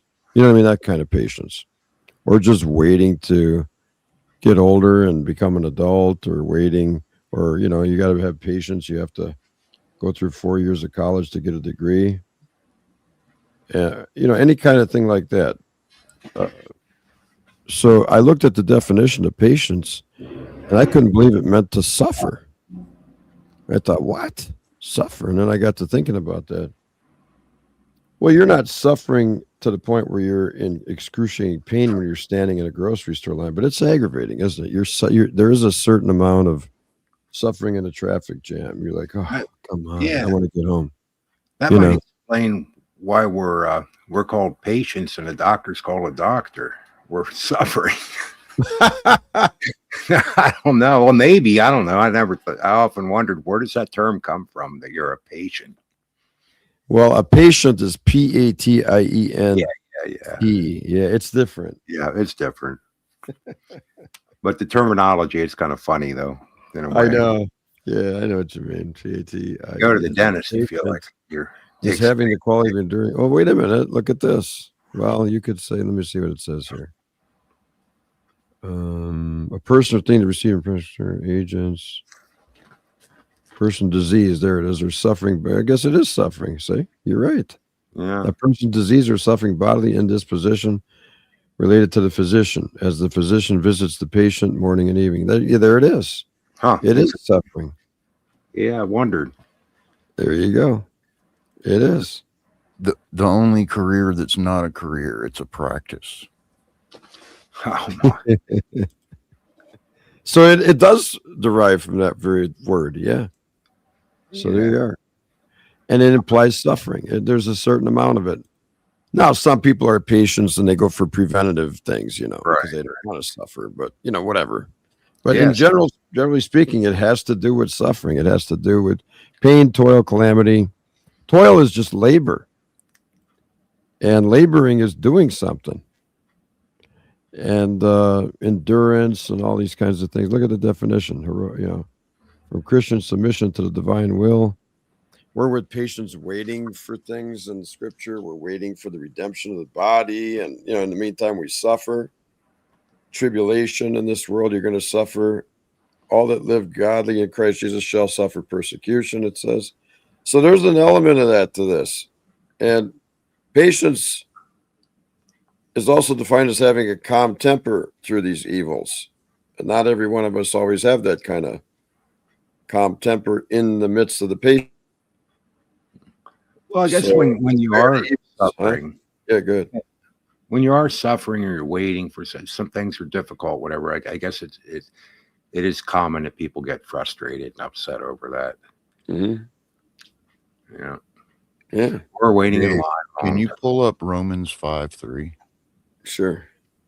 5:3 through 5. Oh, wait, I was over there. I thought I had that. Okay, hold on. Romans.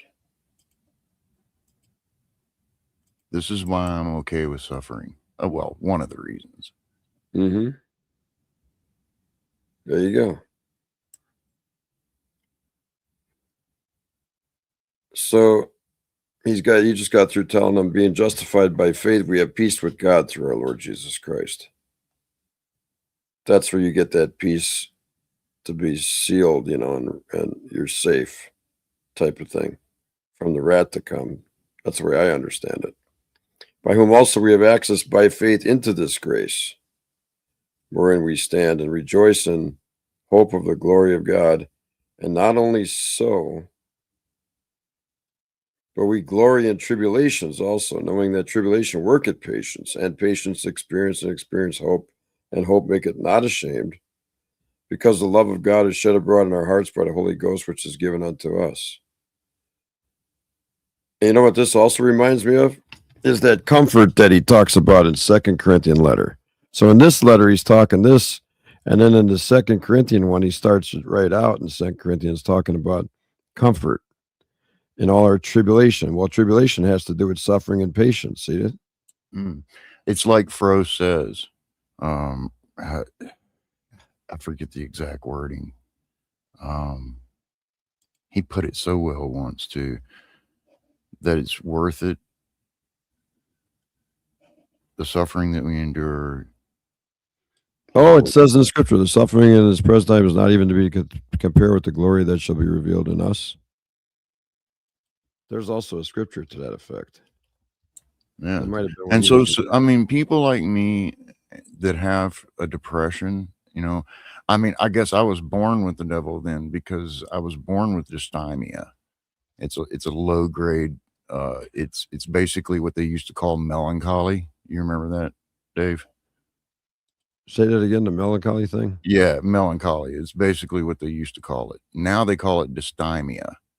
It's a chemical imbalance. It's a low grade depression, and you're born with it. It's genetic. And so I guess I was born with the devil, because I was born depressed. And I guess, for me, I look at it like, I'm born with this stuff. This stuff happened to me, but it was all to make me who I'm supposed to be, who God wants me to be. And that passage that I had you just read proves that. It says that, it builds character, it builds hope, it builds patience. Yeah, Shep, I'm sorry to see that you went through that earlier there with, I guess, maybe sometimes people like that, they just want life to be simplified and it's just this and without any other complications. You know what I mean? Trying to figure out why people are the way they are. They just want it to be simple and just say they're possessed or something, Well, I mean, and it is difficult. I don't think single-mindedness is what it is. Yeah. And narrow. I feel sorry for James. The flesh in me, called him out and told him to go fuck himself. Well, but in reality, I have pity for him because of his single-mindedness. He can't see past, I call it glory dysfunction. And that's where people see nothing but, okay, God's going to take care of it at the snap of a finger. You're not depressed anymore. Your bills are paid. You got the fancy car. You got the big house. You got the wife. You got the kid. That happens overnight. And I believe God can move mountains, but I also know that I need to bring a shovel. Yeah, God, I don't know why. God may do things and he may not for some people. I don't know why it's like that, but it does get tough when people are being hammered for depression because they didn't go to the right people for help, or they haven't had enough faith or what have you. I just feel that the problem with that is that you make the person that's already having a bad time all the worse, and you've destroyed their belief system at the same time. I'm like, come on, man, don't do that to people. Yeah, it's not good. Very I'm sorry, hon. So anyhow, I couldn't help but get involved in that. That's just such a destructive place to be, or the thing to do to people. Yeah, I think you're supposed to help people up out of the ditch, not kick them in the head. I think it's the idea I'm trying to bring out.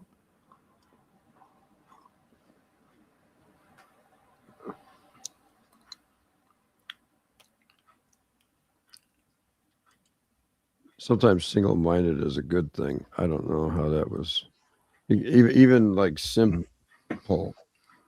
Sometimes simple is a bad thing, and sometimes simple is a good thing. Sometimes, simplicity of salvation is a good thing, and simplicity is a bad thing. How long you simple, will you love simplicity? And fools hate knowledge. So there's sometimes I'm not saying that single-mindedness is a bad thing, but I am saying that everything in moderation.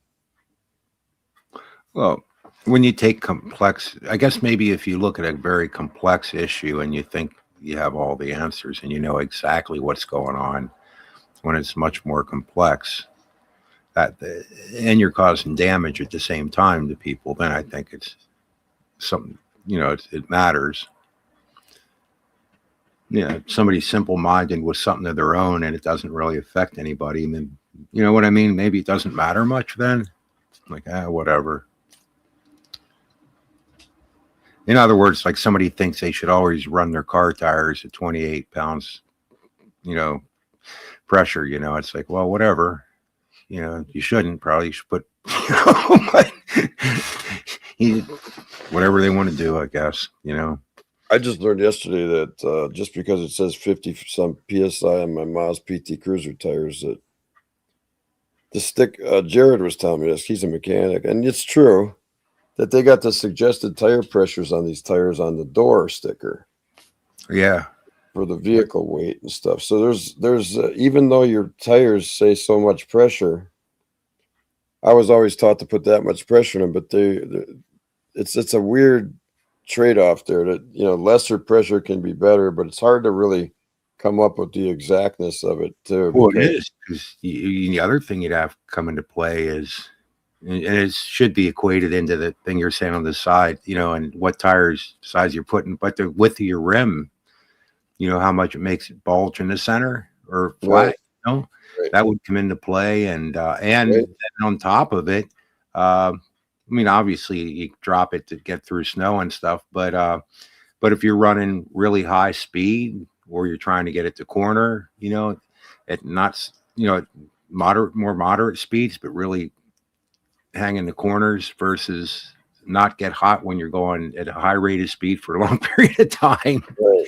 That's not weird. Like, yeah, you'd have some change in that, where you'd want it. It's odd. Yeah. Or drag racing versus road racing, it would be different. And these tires on my Maz PT Cruiser, when you put 34 PSI in there instead of 55, they look flat. Yeah, probably right. I mean, they look like they're low on pressure. They're sitting there. My gosh, you can you just look at them like they look. Are those low on air? I wonder if you kept running them at 50 some, you'd probably get good mileage, but I wonder if they'd wear in the center, Well, I have been running them at 50 PSI, but I didn't run them all the way up. I think they're like rated for 55. I can't remember.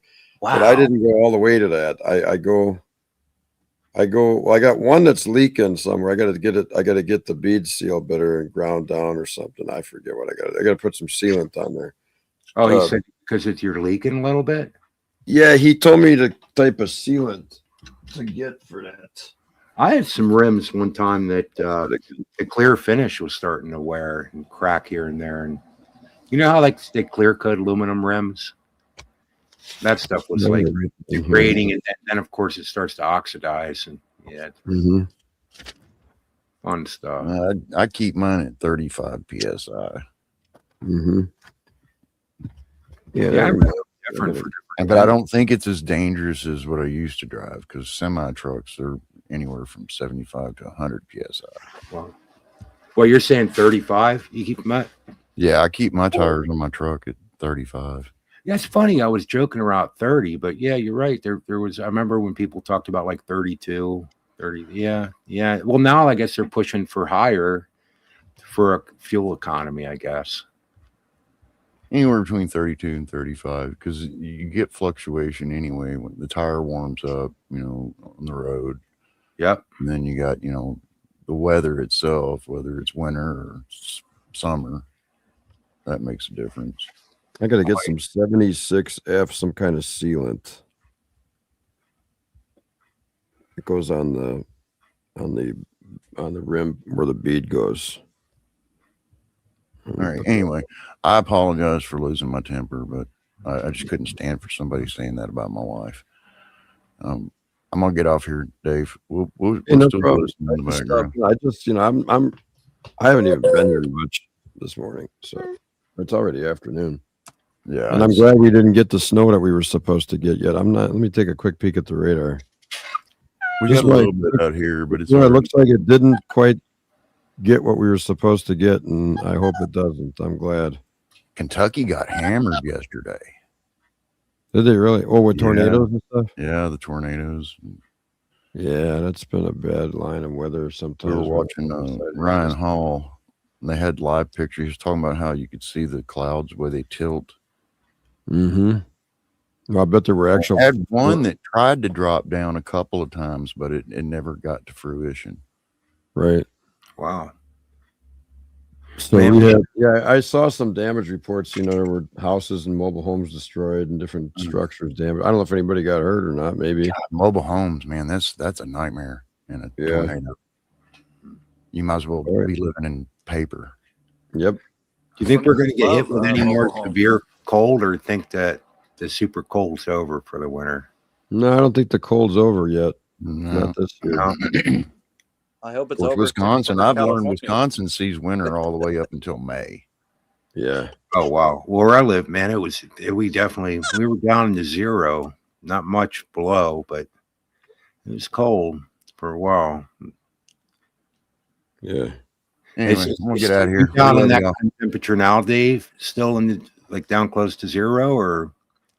Have a good day. I don't know. I've seen below zero in April. Wow.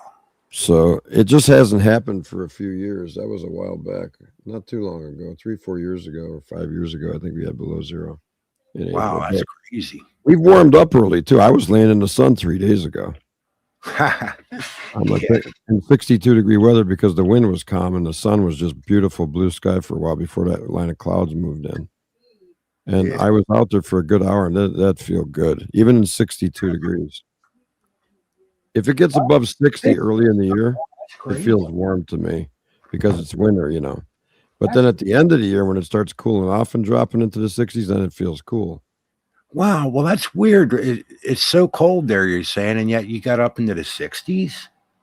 Yeah, it got 62 degrees here the other day. It was really nice. Wow. We had a weird southerly flow come in and bring some. How far below did you get this year? We didn't get that cold, but we had a good stretch of below zero for every night. Were you like 5-10 below, or how? But it got down to like 20, 25 below. It got down to 30. It got down to 30 to 35 below north of me a little bit. I didn't get to 35 below this year. And that's not the wind chill. I got to about 20 to 25 below.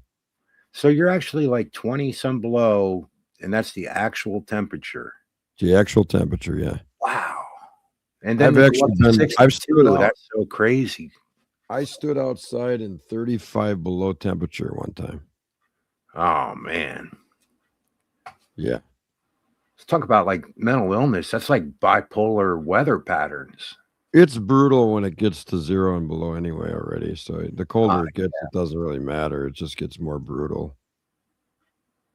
But to tell you the truth, when the wind is calm and you walk out there in 35 below, if you're dressed right, it's really not too bad, but you can tell. You know what I mean? Yeah, I think we've had like maybe like 10 below, that kind of thing. And I've noticed it if the air gets real dry and stuff, it just seems like you can hear.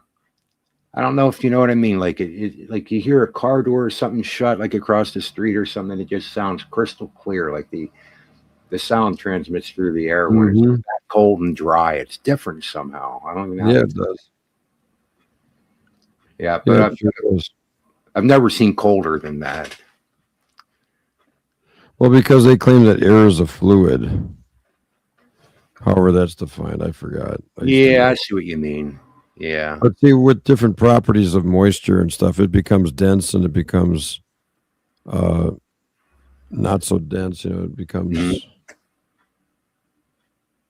different. But it seems like the denser and the colder it is, the drier it is, the more crisp it is. And yeah, you can hear stuff in that environment. You know? Yeah, that's what I mean. Just they're like you're walking through the woods or something, just things, and you hear every little branch creak and everything, and yeah, it's different. It seems to just Stuff at a distance a little bit, just a lot more crisp. Yeah.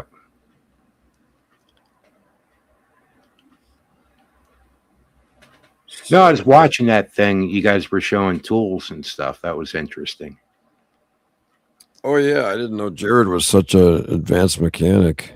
He's something else, man. Oh, the guy that was just here that left?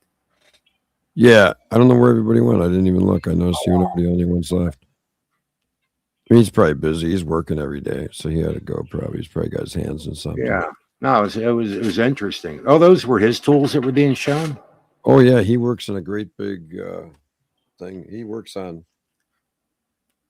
everything from small vehicles up to great big trucks and other equipment. Oh wow, he's a big time mechanic. Big time. Oh, that's cool. Yeah, the part I didn't caught know was like right in when I was watching like while they were showing the vice scripts and stuff, you know. Yeah, oh yeah. He was showing us all sorts of stuff, you know. all Yeah, and you different. were talking about vice grips with like an Allen wrench or something on the end of the twist knob. Yeah, and those that he showed were actually Pittsburgh tools. They don't have that on there, but the typical vice grip brand, it's got a screw in the back of that little knob where you set the size, you know. Right. So that instead of, you know, playing around with that setting so you crimp it, you can actually tighten it on something that you're working on Oh, do too. you think is that newer? Because I only have really old vice grips. I've had since I was a You'd have kid. to just check the vice grip probably to see if it's Yeah, got because them. mine say vice grip on them, but I've never had any have what you're talking about. I think I've seen it though. Yeah. Yeah. And then sometimes, you ever have a vice grip that you got on something, it's hard to disengage it? Well, yeah, sometimes. Yeah, you have to pull apart while you're pulling on the lever. That might be where that comes in handy if you got the unscrewable feature on there. You can, Maybe. Yeah, if you you know, clamp them without really having that thing, you know, super just tight, and they fling really off to so get fast, apart. you know what I mean? Yeah. Yeah. Yeah. Yeah, the vice grips are nice to have around. I can't say it's my favorite tool, but you know, there's times when you just need it. Like nothing else is going to work. It boogers up a lot of bolts on a lot of stuff that when people just use them when they shouldn't. But yeah, I'm glad I have them when I need them. Oh yeah. I can't shut the broadcast down on here. Oh well, I could probably take off and let you. Then you. No, I was going to start one over there on mine too. I'm trying to. Came back, Dave. If you want me to shut it down, if you want to do something. I'm trying to rope in some KJV only people. I made a title. Okay, And we'll go. I go put a kick whole it bunch of. started. I'll wrap this one up. And You know how Smokey, you you'll put have to ask me sometime. Yeah. Oh, go ahead. I just want to ask Smokey something before he goes. Yeah. Call. Well, I was just going to say, if you want to, you know, I didn't really answer you right on that, but yeah, I did have plenty of prayer and stuff, and I mean, early on. I mean, I was in the charismatic Pentecostal movement, you know.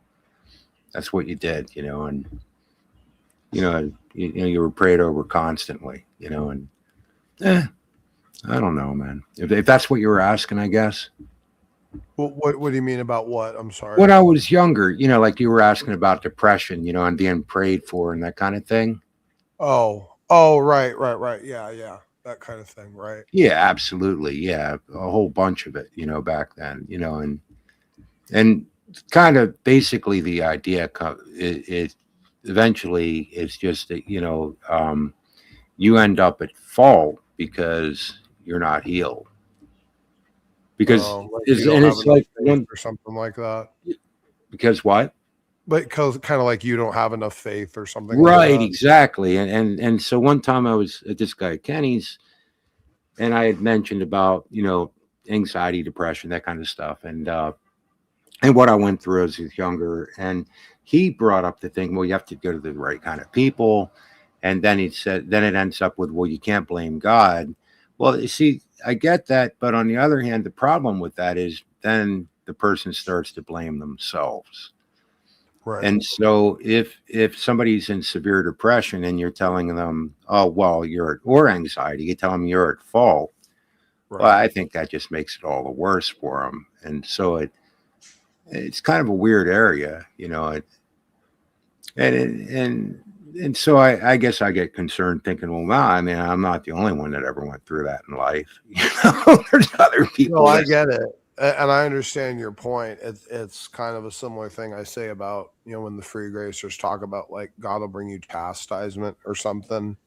And like, so then you just start thinking, well, everything bad that happens to someone is happening to them because God is punishing them or chastising them. They must be a bad Christian or so, you start looking at the world that way. Absolutely.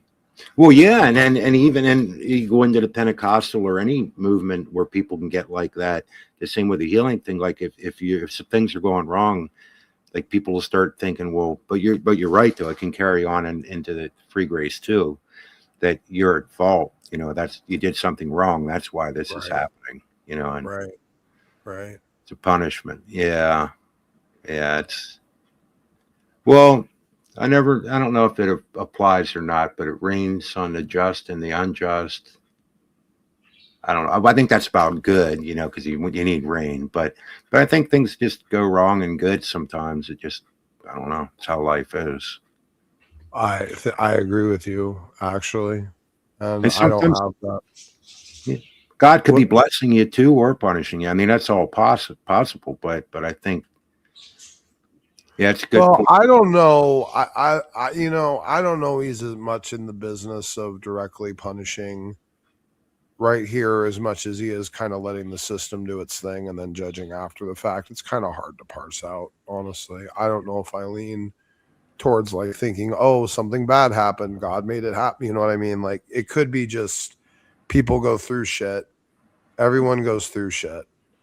And they either have something transcendental to latch onto or they don't, and that's the idea to me of that like chastisement thing of like how someone can go through a difficulty or a problem, but they're brought through it and they don't know how or why necessarily, but they just manage to get brought through it. And that seems like a tutoring.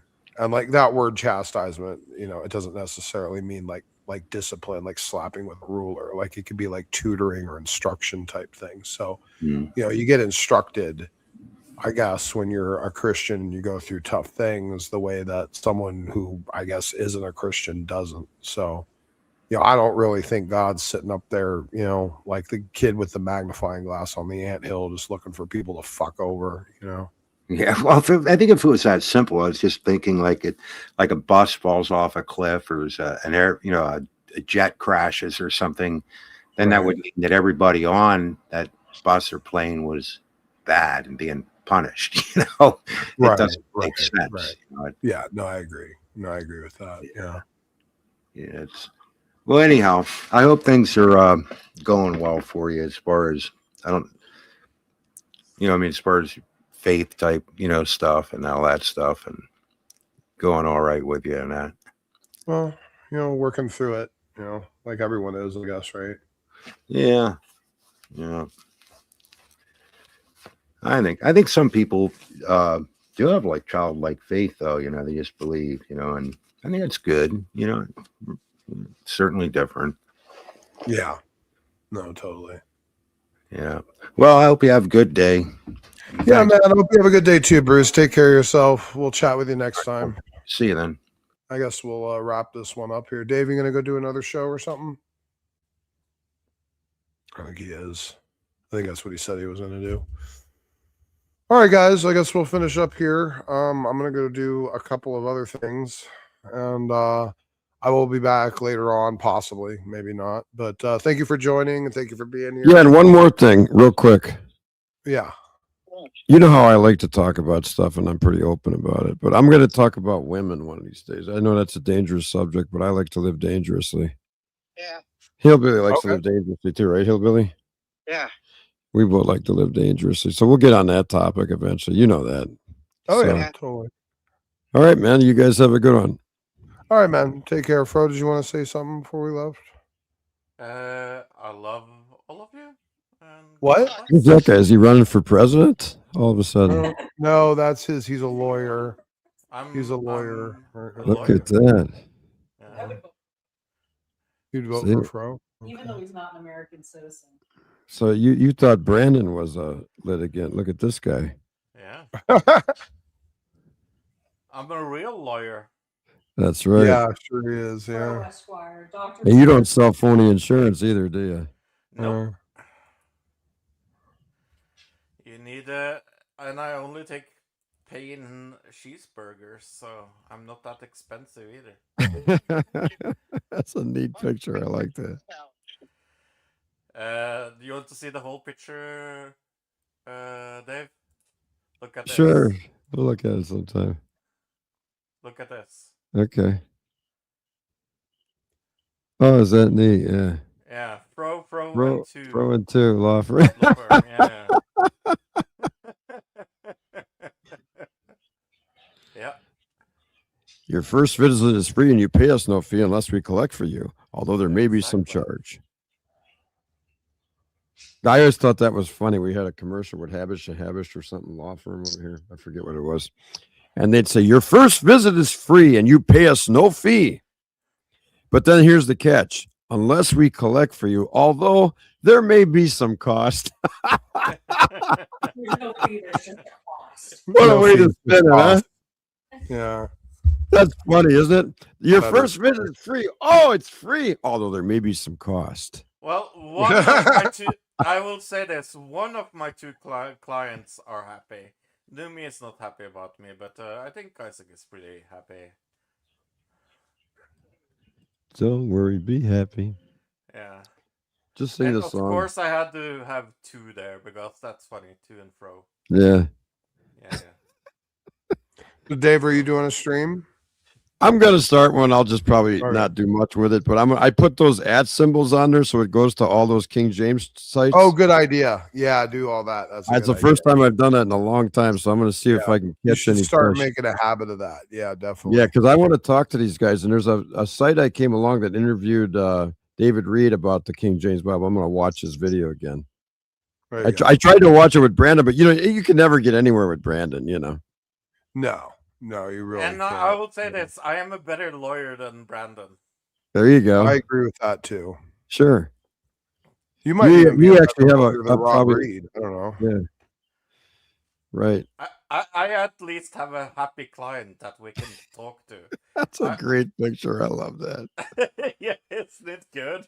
Yeah, that is terrific. I Okay. love. Yeah, I made it with AI. No, but I like it. Yeah. Yeah. All right. I'll talk to you guys later. Okay. All right, guys. I'll catch up with you in a bit. All right, ladies and gentlemen, take care of yourselves. Have a pleasant evening. Here, I'll remove that. And Dave's going to start a show here in a little bit, so you guys can head over there if you like. Take care. The Smokies are signing out. Bye, Smokey.